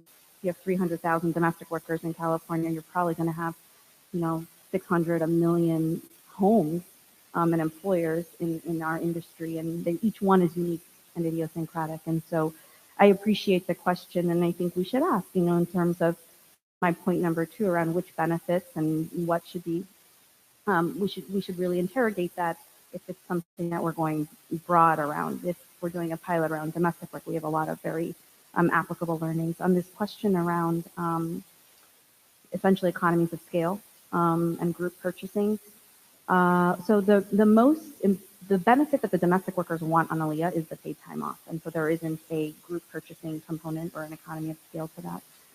The other benefit that we've realized is at the bottom of the so-called pyramid, that's kind of like Harvard talk. At the bottom of the so-called pyramid, there is so much fraud and scams and all kinds of products that are being hawked at people to help them.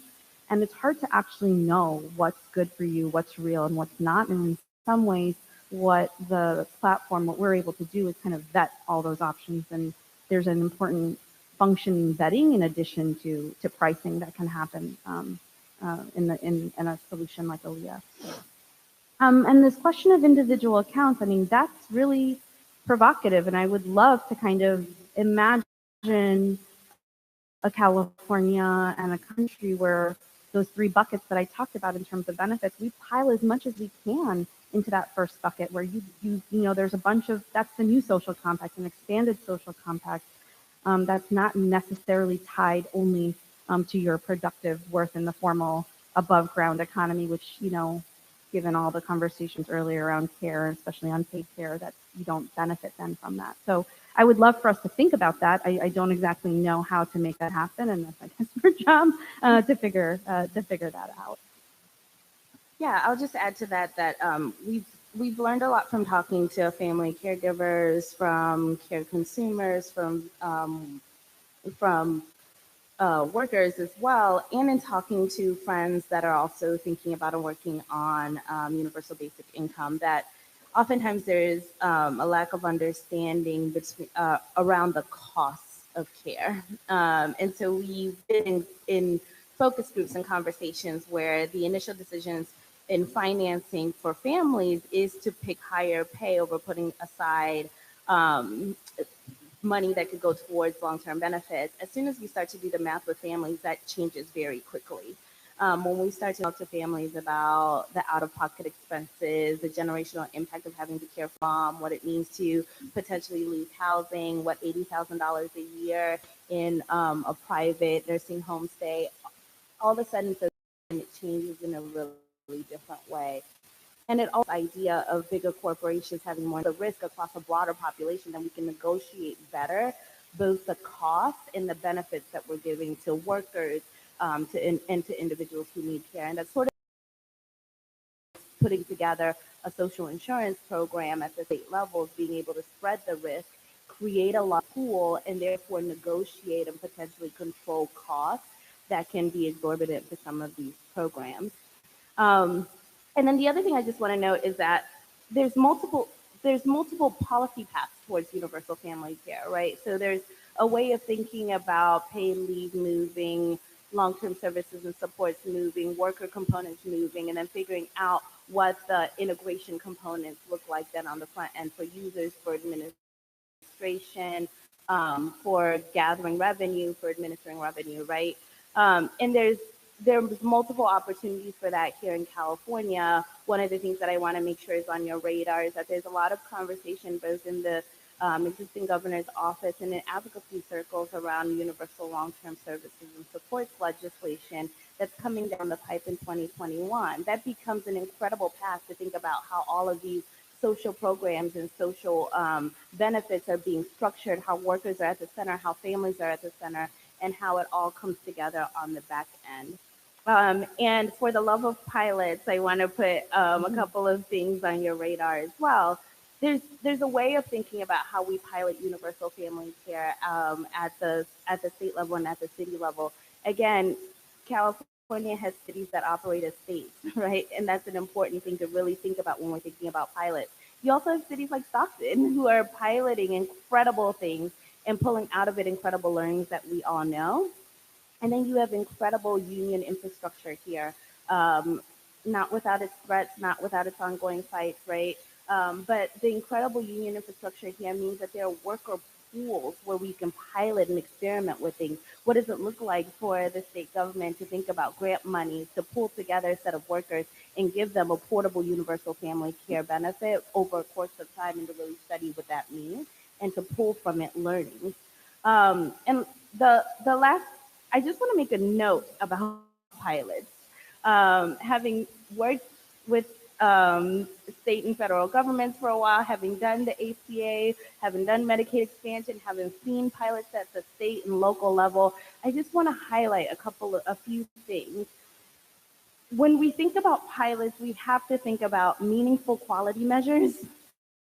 We have to think about the full spectrum of stakeholder assessments that have to be built into pilots, data gathering, and most importantly, which is often the thing lacking in pilots, is funding set aside for implementation and scaling.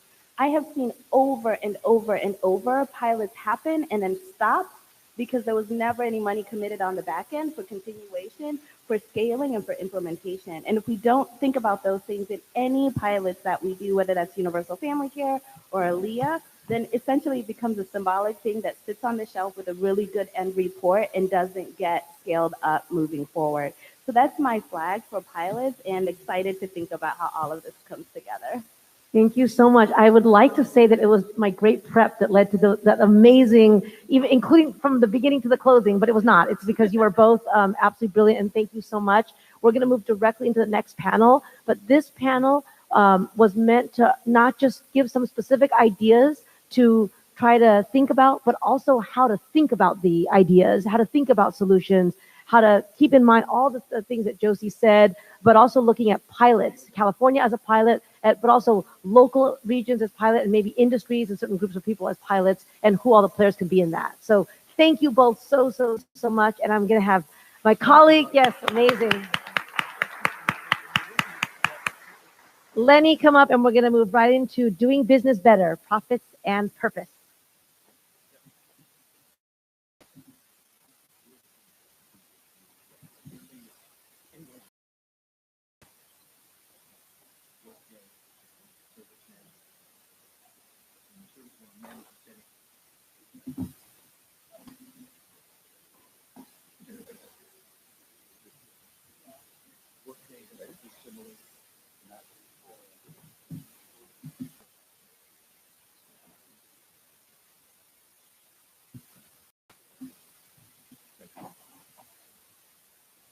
Okay, thank you, Julie, Pollock, and Josephine for a terrific framing of the next stage of our deliberations, which are really to try and get substantive and practical about how we make these challenges something that we can address. And I thought that was a terrific way to move our discussions from panels that are raising challenges to suggesting solutions that we might move forward on, and particularly thinking about the different paths to that, including pilots. So thank you very much for a very provocative and helpful conversation.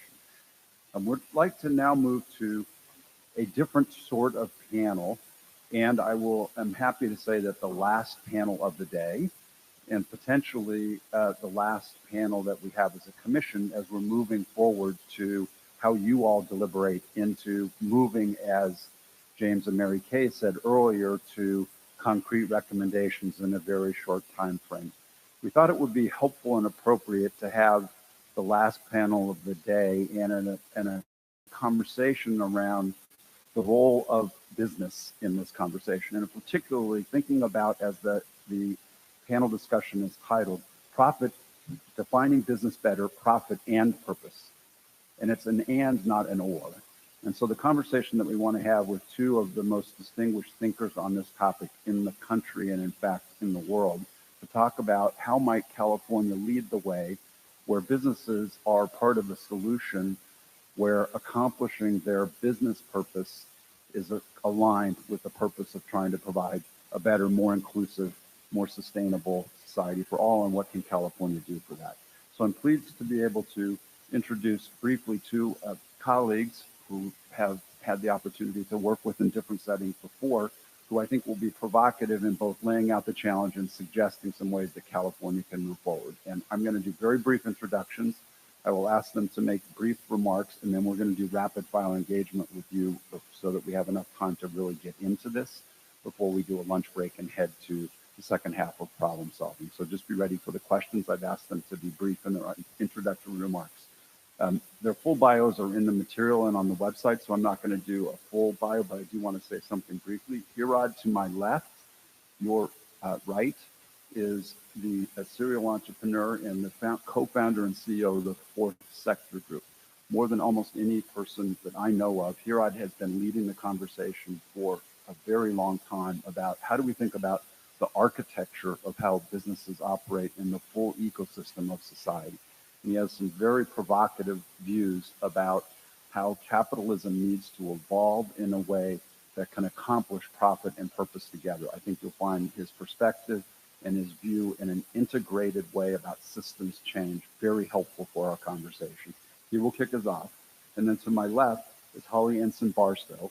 Holly has had the opportunity to be the Director of Stakeholder Governance and Policy for the B Lab. Many of you know about B corporations, or at least have heard of them, and you know something about the movement that is in many ways not just started, but enabled and scaling in California, about how you might use certifications and other mechanisms to describe what does a company, an organization that is trying to do the right thing look like.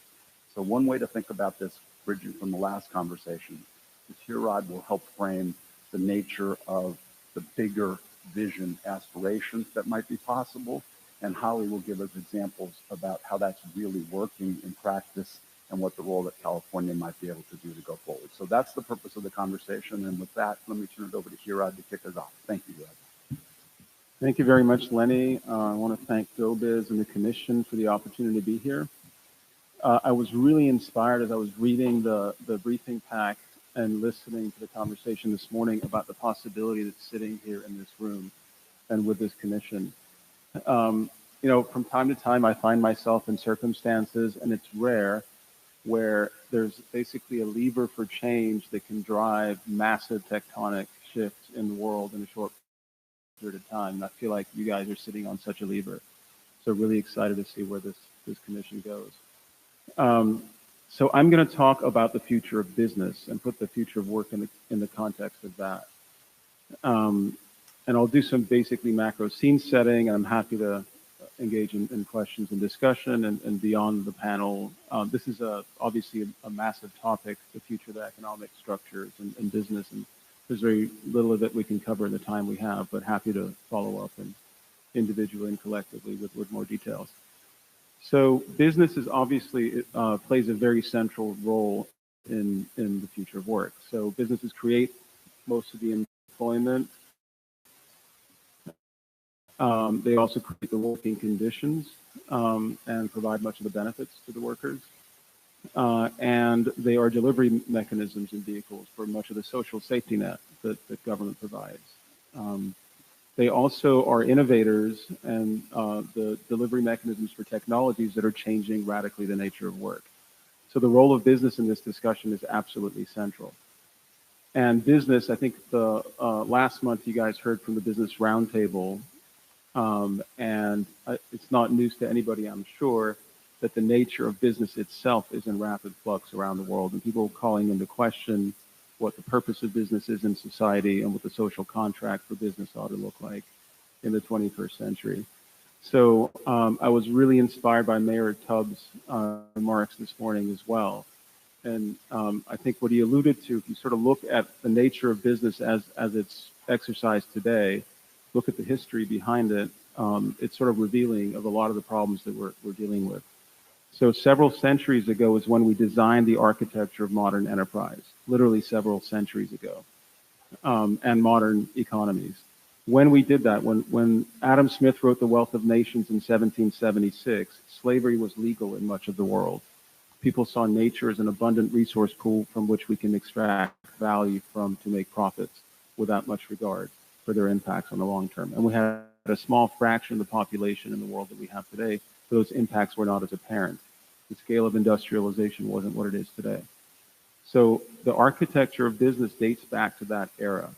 And business was designed for profit, and profit basically means value extraction from stakeholders, from people and planet, to create financial value that gets distributed in a concentrated way. When you scale that model of enterprise, it doesn't have to be that way, and it isn't always that way, but that's how we institutionalize trade. And the entire architecture of business in the private sector reinforces that. The financial markets, the metrics, the policy and regulatory architecture, and so on. So that is the engine of progress and has been for several centuries the world over. Creates jobs, promotes prosperity, creates the products and services that enhance our quality of life. It generates all the money that funds government through taxation.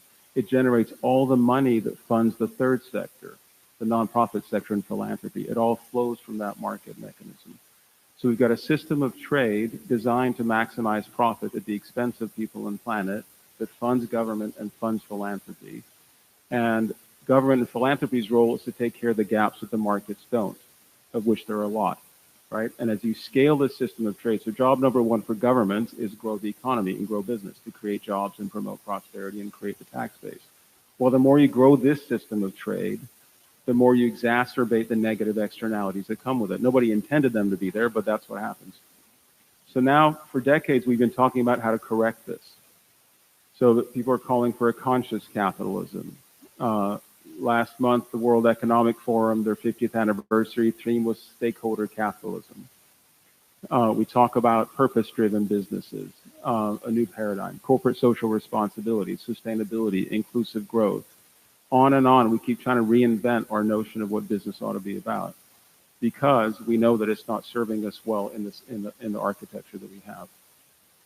So at the same time, for decades, what we've seen is the emergence of lots of new models of enterprise that defy the boundaries of the three traditional sectors. So business, government, and nonprofits. The for-profit sector, which is the thing we keep growing more of to solve all the world's problems, it's optimized to grow profit maximizing businesses. The entire ecosystem around it is optimized for that. In the nonprofit sector, it's basically built around charity. The income is supposed to be charity and to deliver public good. So you have private gain delivering, through market means here, and you've got charity delivering public good, but constrained charity, not market. And at the intersection of these two sectors, these two parallel lanes that we have in the economy, there's been a whole burgeoning of new models. They go by lots of different names and frames: social enterprises, tribal enterprises, faith-based enterprises, social solidarity economy enterprises, common good corporations, benefit corporations, community interest companies. People keep inventing new names and new frames to describe this space. So that's an emerging fourth sector of the economy that's sort of in the shadows. People don't see it. They think we have variations of the other three sectors, but we actually have as an emerging fourth sector of for-benefit businesses. Businesses whose logic is fundamentally different. It's not about profit, it's about benefit. You start with purpose, you figure out a business model around which you deliver that purpose and scale it. And the values and the purpose stay core to how you scale it. So that is a for-benefit model of business. Somewhere on the order of 10% of GDP in the US and Europe would be in the fourth sector if it were formalized. So it's quite large. all the drivers of growth actually point in this direction. So overwhelmingly, human beings, when they make economic choices as consumers, as investors, you've heard of impact investing and venture philanthropy and blended finance. There's all kinds of innovations happening in every piece of the ecosystem. So as investors, as consumers, as founders of businesses, as workers, people overwhelmingly would prefer to buy from, work for, start, grow, manage these kinds of businesses and invest in. So there's a huge latent potential, but that potential is not expressed at the scale of the demand because we have not created a lane in the economy for for-benefit businesses to be able to drive. We've got nonprofit management schools, we've got for-profit management schools, and we have public management schools. Where's the hybrid? Because you can't learn the operating logic of a for-benefit in any of those. We've got capital markets for the for-profit sector and for the nonprofit sector. We don't have it for the for-benefit sector. It's starting to form. There's lots of innovation happening, but not at the scale that we're talking about. We've got a policy and regulatory environment. We have laws and lawyers that support you if you're starting a for-profit business or a nonprofit entity. But if you're in this hybrid zone in between, it's very experimental. We've got metrics that standardize performance reporting and measurement in the for-profit sector. We have it in the nonprofit sector. We don't have it in this middle space. And yet, for decades, as the sector has grown, so has innovation in all these different aspects of the ecosystem. So the opportunity, I think, before us is, if we want the future of work to be such that human dignity, as the mayor put it, is at the center of how we organize the economy, then we can look at these for-benefit businesses that exist today. And California has been a global hub for innovation and experimentation and the building of this sector, far and away beyond other contexts. Carla Javits, I was excited to see you're on this panel. REDF is an organization that's been in the trenches for decades now, experimenting with these for-benefit models and how to finance them and how to scale them and hold integrity in them. California is a massive hub for innovation in this fourth sector. The opportunity, I think, that sits here before this commission is to basically take the bold step of recognizing this dark side of the moon, which is the future of the economy. If we want the future of work to be organized around human dignity, then the future of business has to be organized around dignity of all life as well. So I think that's the opportunity, and I'm excited that this is a topic that's on the table and central to your thinking. Thank you. Thank you. Thank you, Hirad. We'll have plenty of time to talk about that and ask questions about how we'd actually do that. So with that, let me turn it over to Holly. Thank you, Lenny. It's an honor to be here today before the commission to speak a little bit about B-Lab's work.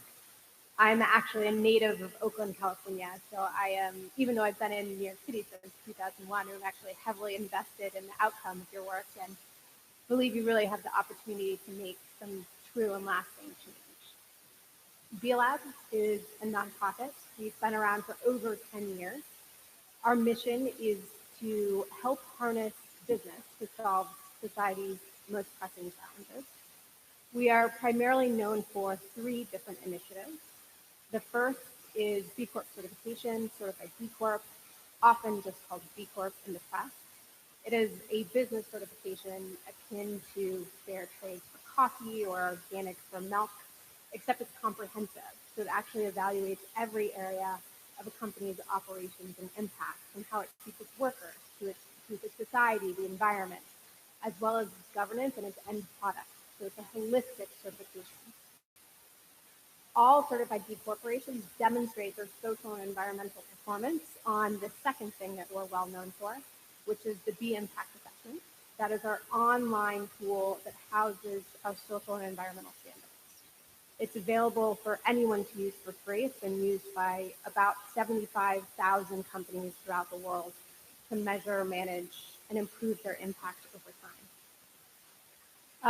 Certified B corporations, in addition to being social and environmental high performers, also make a legal commitment to consider their stakeholders in their decision-making process at the board level, and they have a purpose beyond just profit generation to create general public benefit. When we first created the certification, it became very clear to us that there is actually a roadblock that prevents companies from creating this type of legal commitment to their stakeholders, and that's corporate law. In many jurisdictions throughout the United States, throughout the world, the one fiduciary duty of a director is actually to maximize value for their shareholders.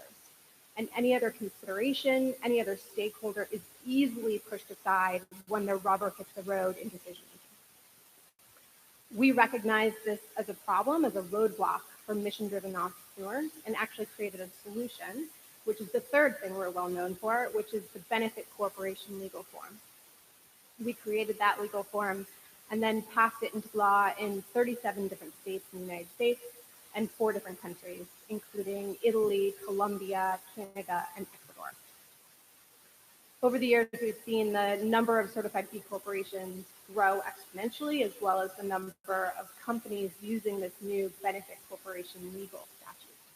There are now 3,000 certified B corporations in 60 different countries and 160 different industries, and probably around 10,000 benefit corporations throughout the United States. Of those 3,000 certified B corporations, a pretty good amount are here in California. Around 300 certified B corporations are located here.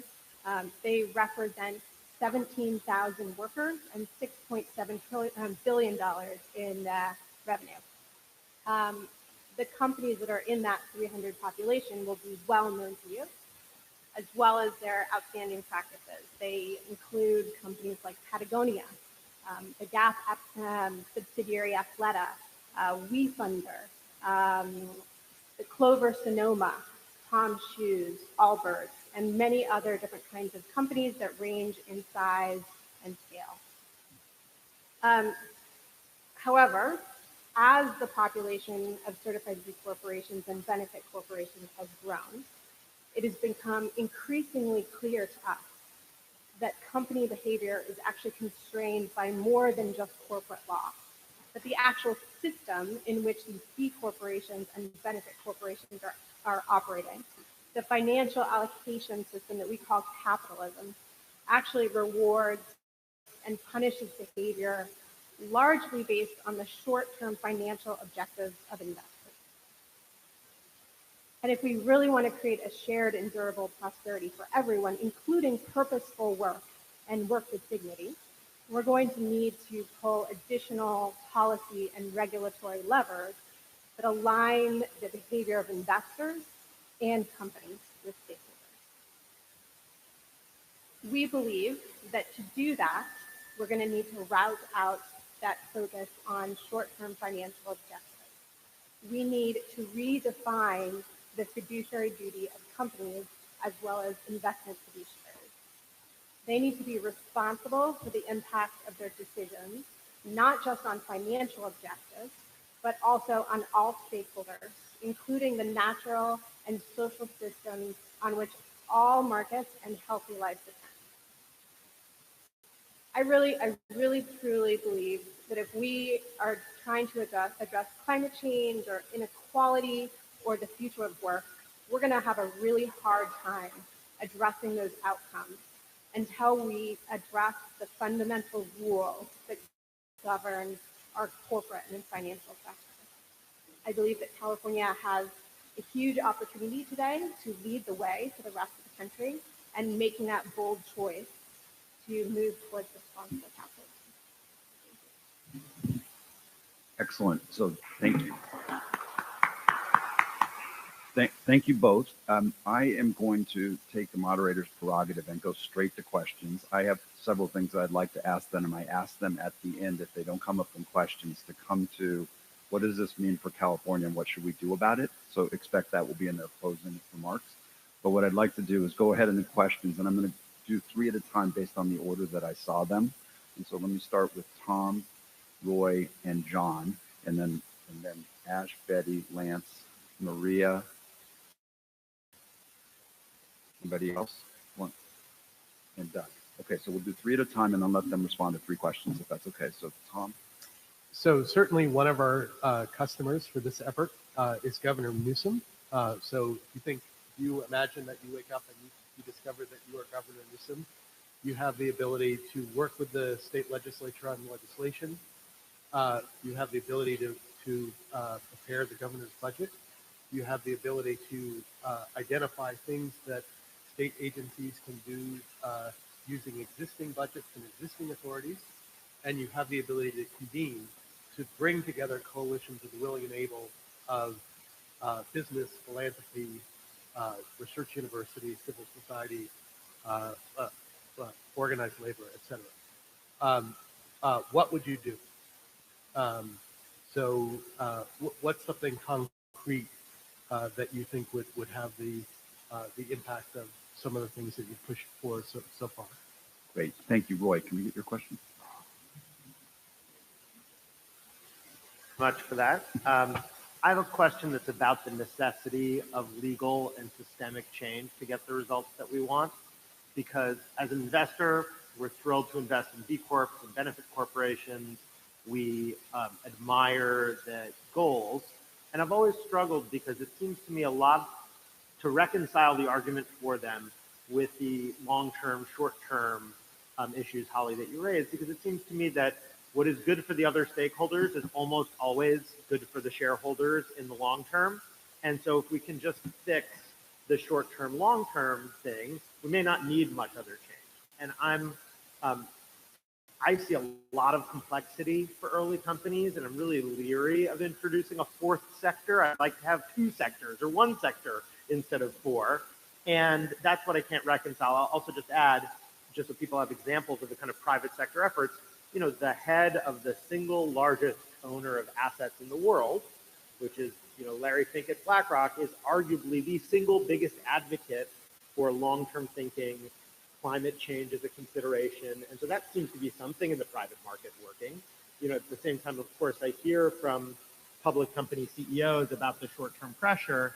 And, you know, I'm curious about the new, one new effort, which is the quote unquote long-term stock exchange, which within existing governmental rules is saying, no, the real issue is that we just have the wrong rules of the attempts in the current private market. And if you reported on a different basis, and if you had different fee structures, you don't need any change in law, is my understanding, to get the results we want. So I'm really curious about changes in law versus other efforts that may get us the long-term, multi-stakeholder results that we desire.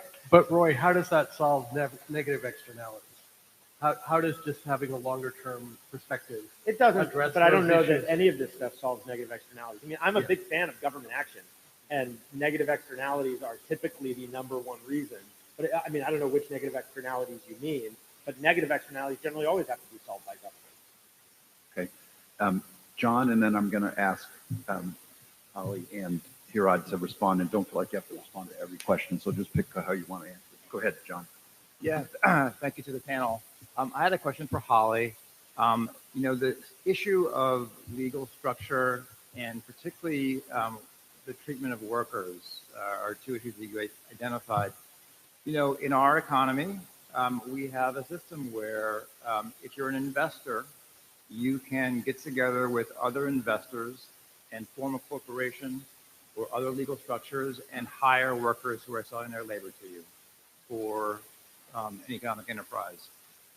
So workers, not only is there a power dynamic often in just simple economic power, individual investor versus individual worker, but instantly, very simple for those investors to get together and coordinate their activities in relation to the workers on the other side of that exchange.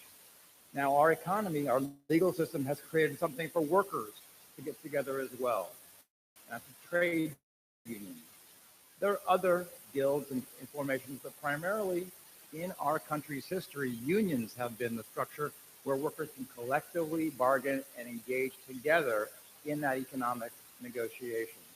However, it's very, very difficult for workers to do that. We can't just go to the Secretary of State's office and file for incorporation as a union and engage in bargaining. I wish it were that way. There has been an entire industry of sophisticated consultants who have developed over the years to break workers' attempts to engage in that kind of collective activity. I would love it if B corporations or some other formation out there of business communities would embrace a different approach and say, we are definitively not going to engage in this kind of activity to deny workers that voice. I have to say, unfortunately, that has not been my experience. At the United Food and Commercial Workers, we have had grocery workers come together and seek to join our union, and companies that have been certified as B Corp have hired the same union busting consultants as the Trump Hotels organization hires to pull individual workers aside off of their shifts and essentially threaten them with the consequences of joining a union. I would love to pull every single one of those investors aside into a union, force them to be there, and tell them what's going on in that company. I don't have that right. The fundamental inequality of power. And I'm just very disappointed that the B Corp model, at least so far, has not risen above that situation. Okay, thank you, John. So those first three questions, Holly, why don't I let you go first, particularly on that specific question, and here I'd answer what you can, and then we'll go to the next three. I don't know what specific example you're talking about, so I can't speak to that company specifically. I know this has come up recently, and we've actually had to do some work in our standards development and our standards team to think about how we respond to those types of situations. I would say that it's one of the reasons why we have recognized that there are more changes needed rather than just corporate law. These companies operate in a system that prioritizes short-term financial objectives. So they're under a lot of pressure from investors, from outside people to really focus on that short-term financial objective. And it's one of the reasons we've recognized that we need to change investor fiduciary duties as well, so that all points in the system are prioritizing stakeholders. So I'd say that it's not perfect. It's an enabling statute. It's a procedural statute, but hopefully it's taking us one step further towards a system that prioritizes stakeholders. But I would say that it's one of the reasons we recognize that there needs to be other changes as well.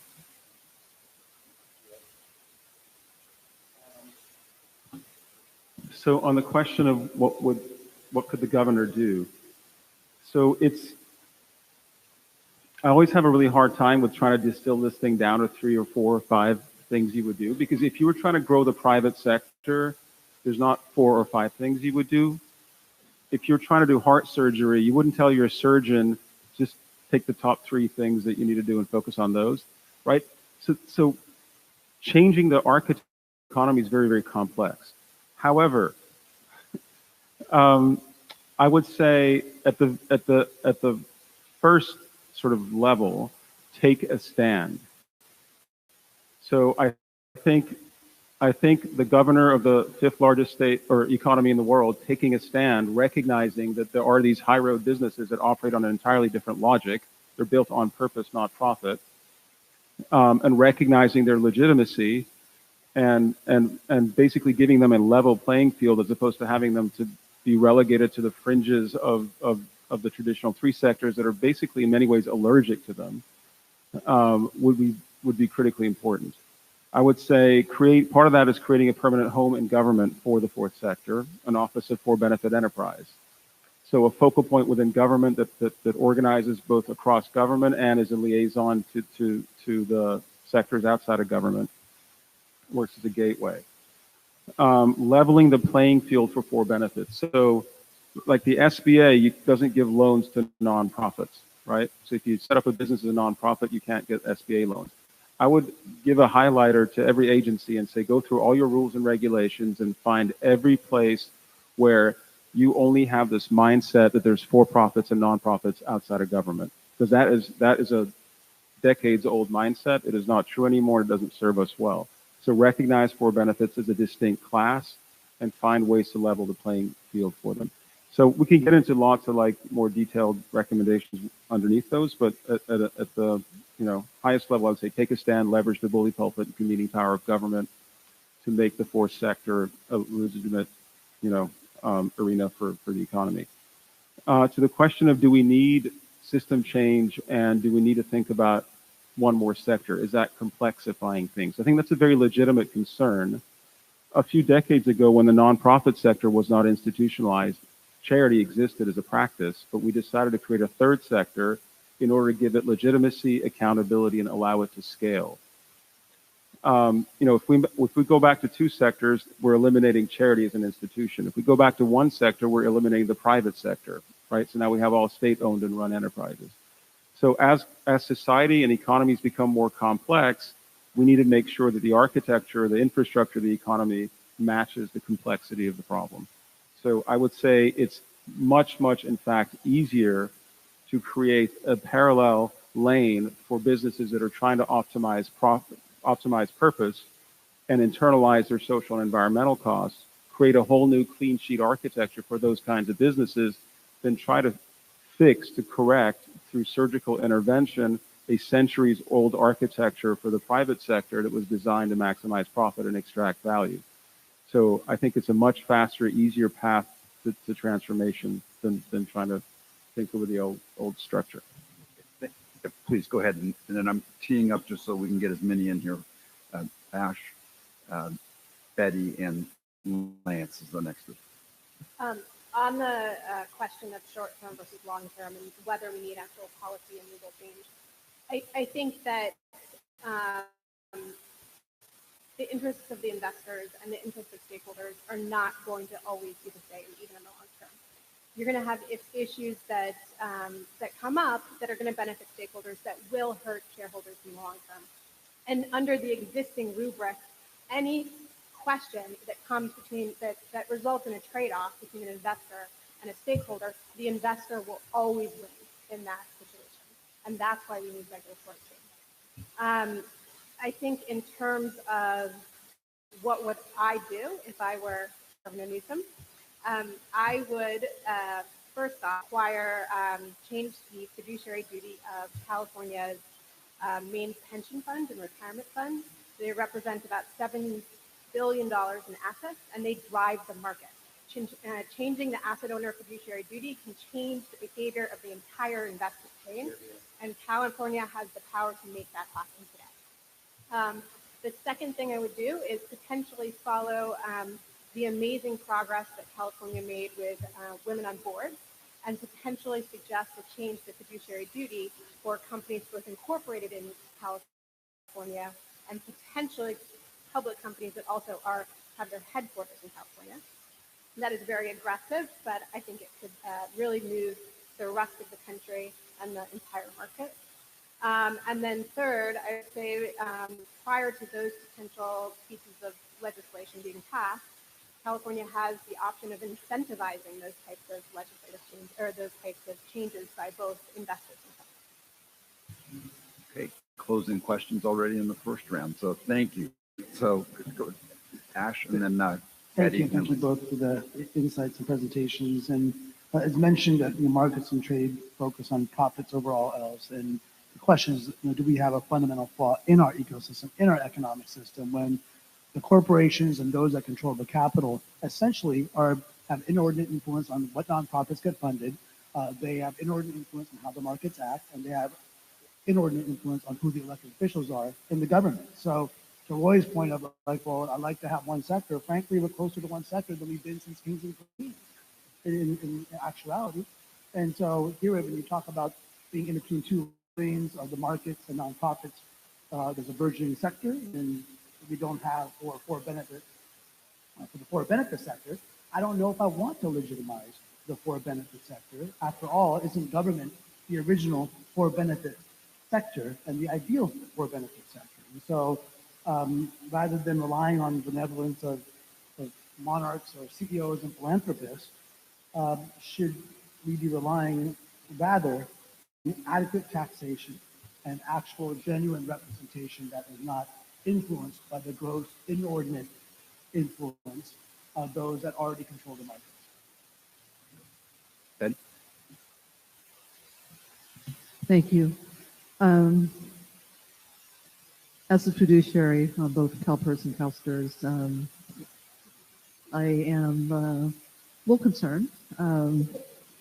And I guess I wanted a couple questions. One is, and Holly, your thought about really addressing our fiduciary duty in a more expanded way. In the materials you provided, you talked about the lived experiences of beneficiaries and also the application of ethical norms regarding human harm. I guess if you could just kind of describe and elaborate what that means, because it may be that some of the engagement that we're doing through our corporate governance programs are already covering that. And I'll just point out, we're but one global institutional investor. And so maybe you move the needle a little bit. And I do think California is providing some leadership.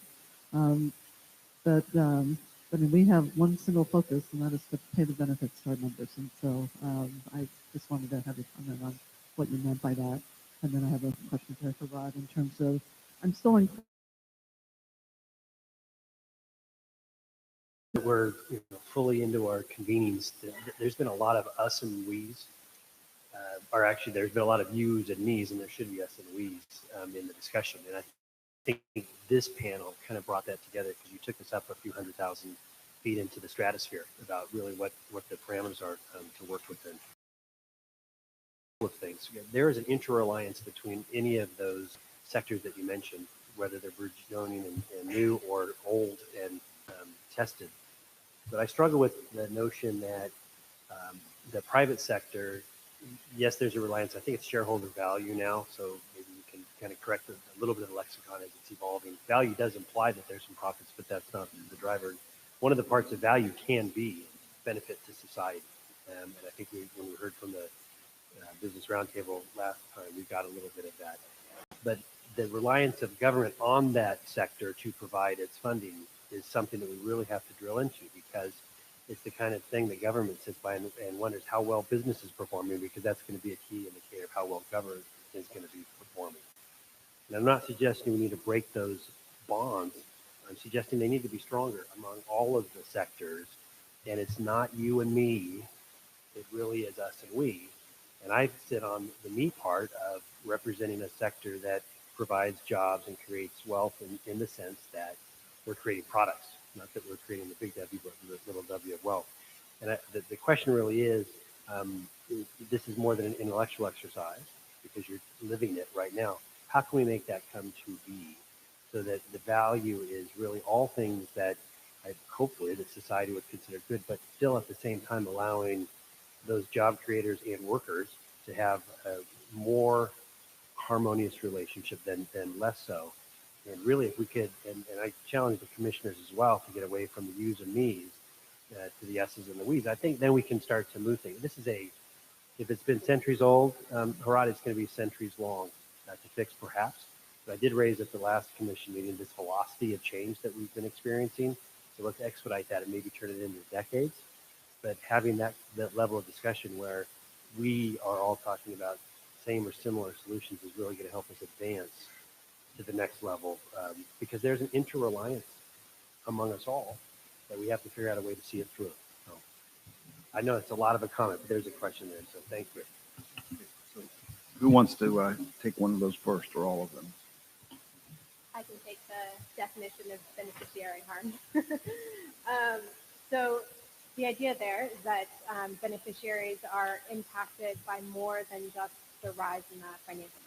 They're actually impacted by the conduct of companies. And if you have a company that's polluting, then the beneficiaries are actually going to be impacted by the pollution given off by that company. So this idea is that an investment fiduciary should have to think about the company's conduct and its impact on actually the lived experience of that beneficiary.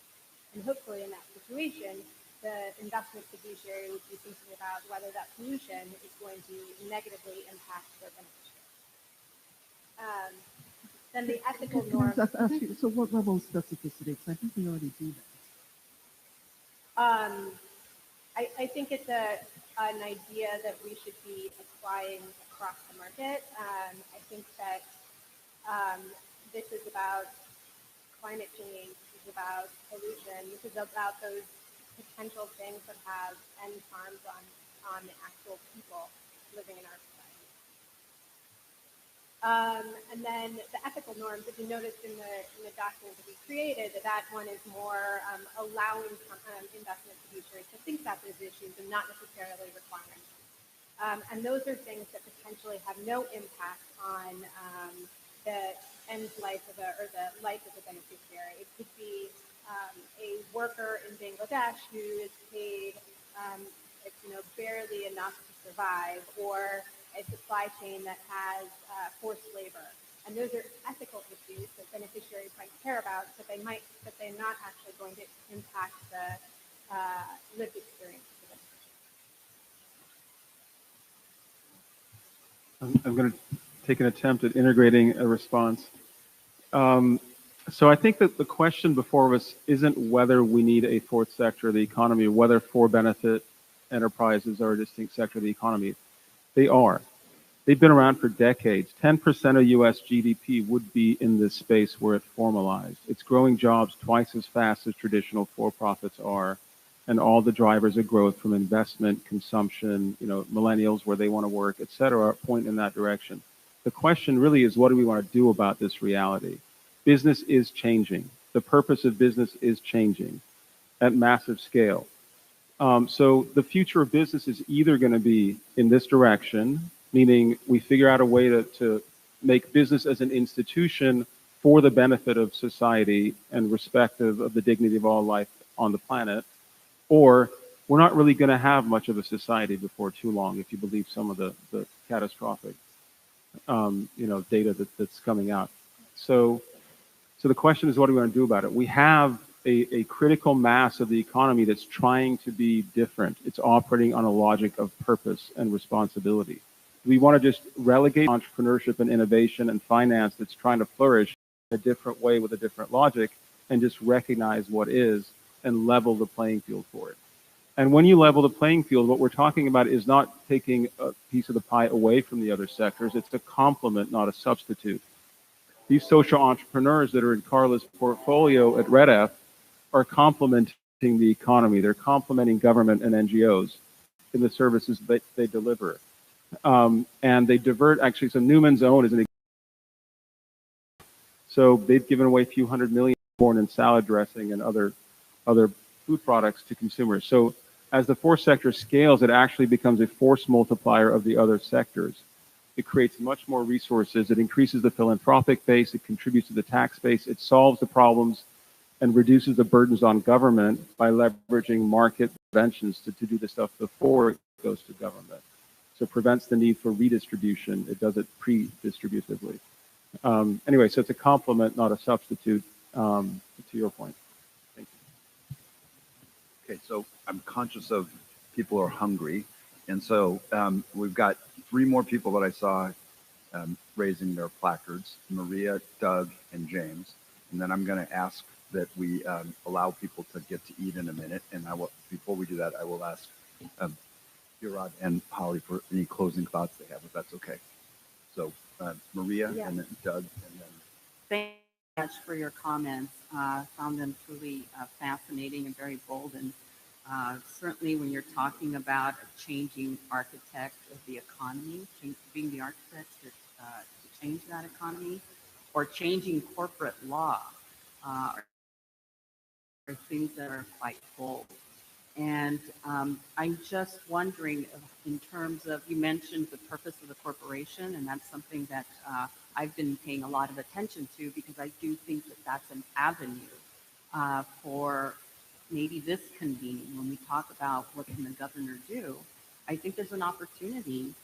I believe that's what this commission is. It's bringing different parties from different perspectives, bringing us together to help build on something that might already exist. So do we need to create something new, or do we need to make sure that we're working closer and tighter together for an economy that is changing? So I'd really like to, almost challenge you a little bit on this, changing of the economy versus us being more collaborative in any efforts that we want to move forward. Doug. I'd actually like to piggyback on that, and I really appreciate, Hirad, you framing this discussion in how our economy and capitalism was structured in the first place, with corporations extracting value from people in the natural order. I also like history, And I go back to 1935 when the National Labor Relations Act was passed, and workers got the legal right to associate and collectively bargain,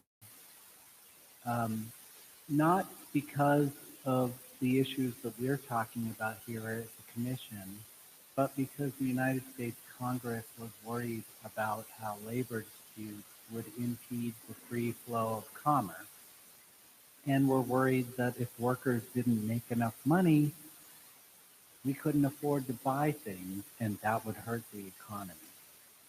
So it was not really a question about a California or an economy that would work for all, or about income inequality. It was about, it did not change the economy in any way. It was about commerce, being able to flow freely. So my question is, do we need to be rethinking the way the economy is structured? And my question to you is, we invest billions of dollars in California into corporations every year.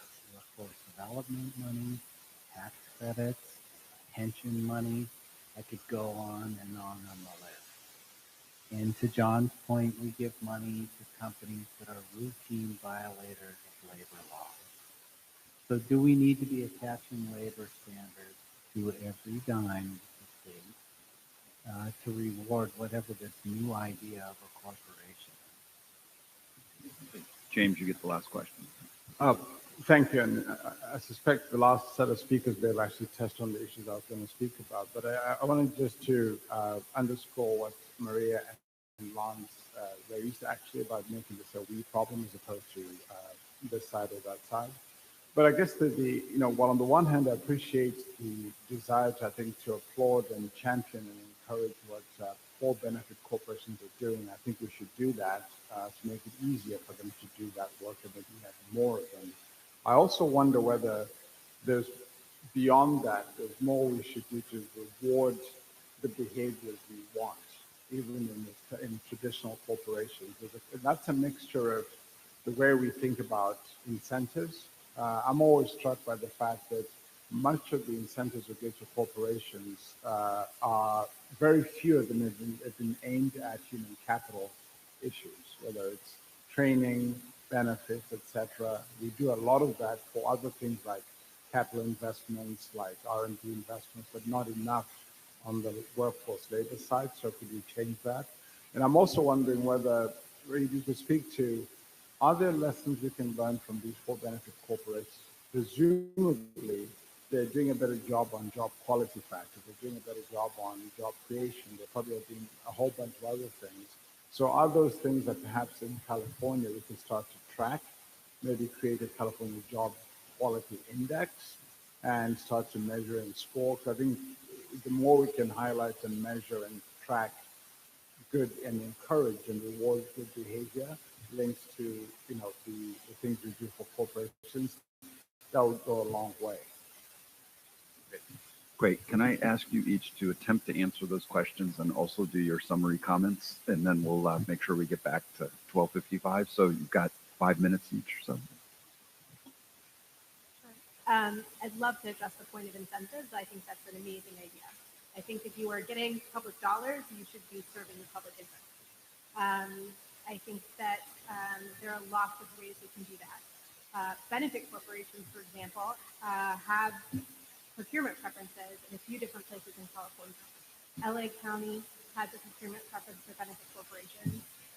San Francisco used to have one, but I think they actually let it lapse. But I think you can't just focus on legal structure. You also have to focus on actually incentivizing real impact and real performance. So maybe a legal commitment as well as like a minimum bar for performance. Or some combination of that.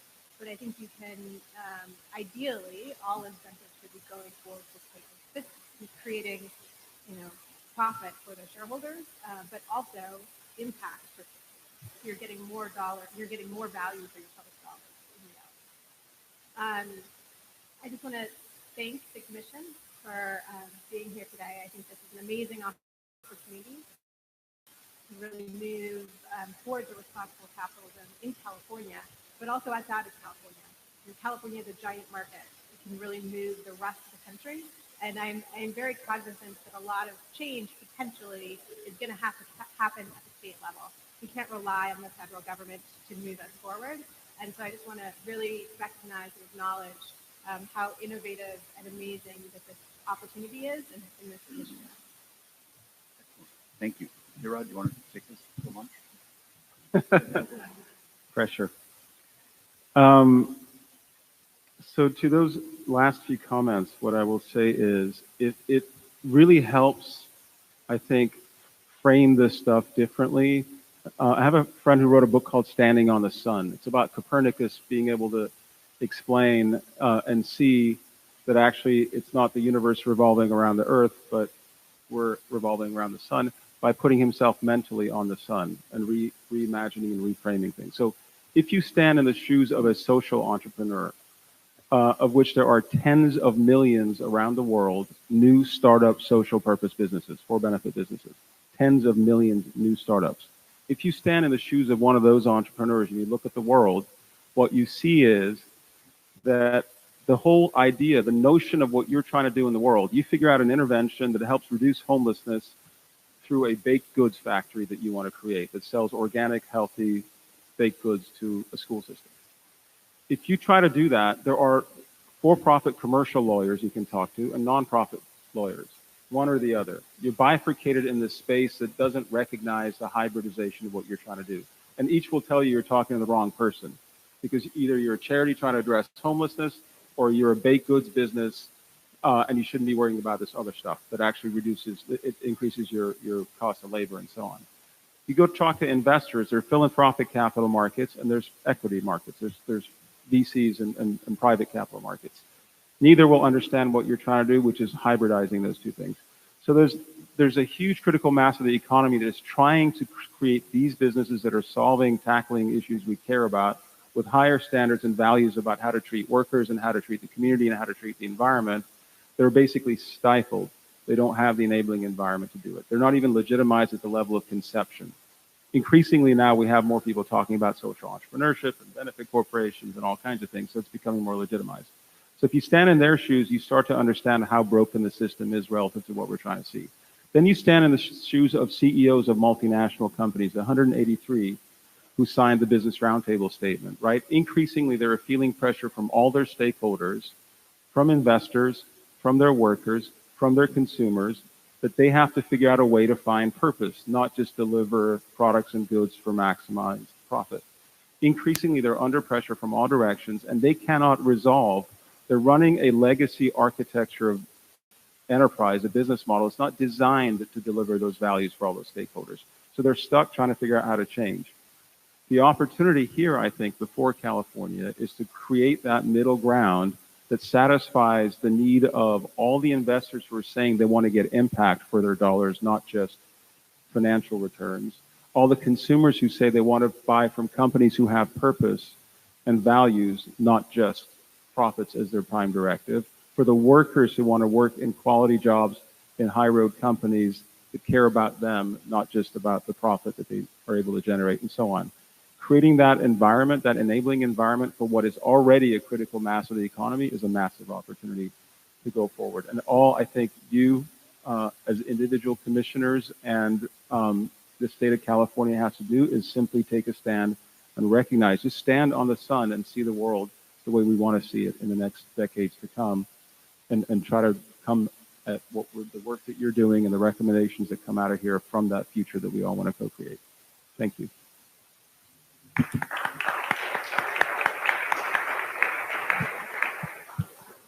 Thank you, Holly and Hirad, for both giving us a lens into how this is already happening in a legitimate way and how we might think about taking a stand and standing on the sun to help lead the future of work through the future of corporations.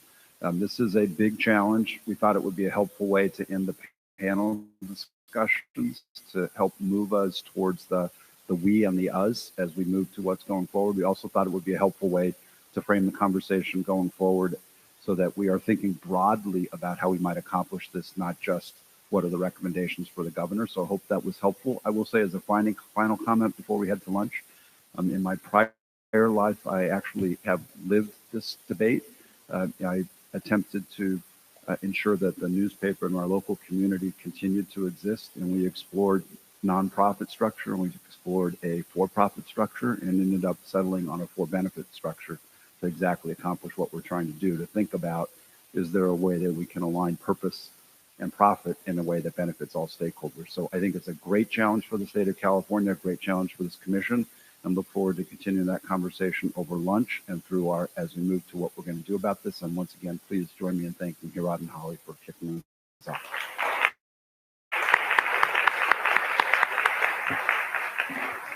Okay. And then I want to thank the public for hanging in with us. The commissioners are going to break for lunch. And we look forward to public comment at 4:30, and we're going to reconvene at the table at 1:25. I just want to apologize to our public participants that we don't have lunch for everyone, but we will reconvene at 1:25 here at the table. And as you heard from James and I at the beginning, we're going to have a work session now that draws from these panels and all the other inputs that James talked about to begin to shape our recommendations for the May report. Thank you all very much. Thank you. Okay. Legitimately one of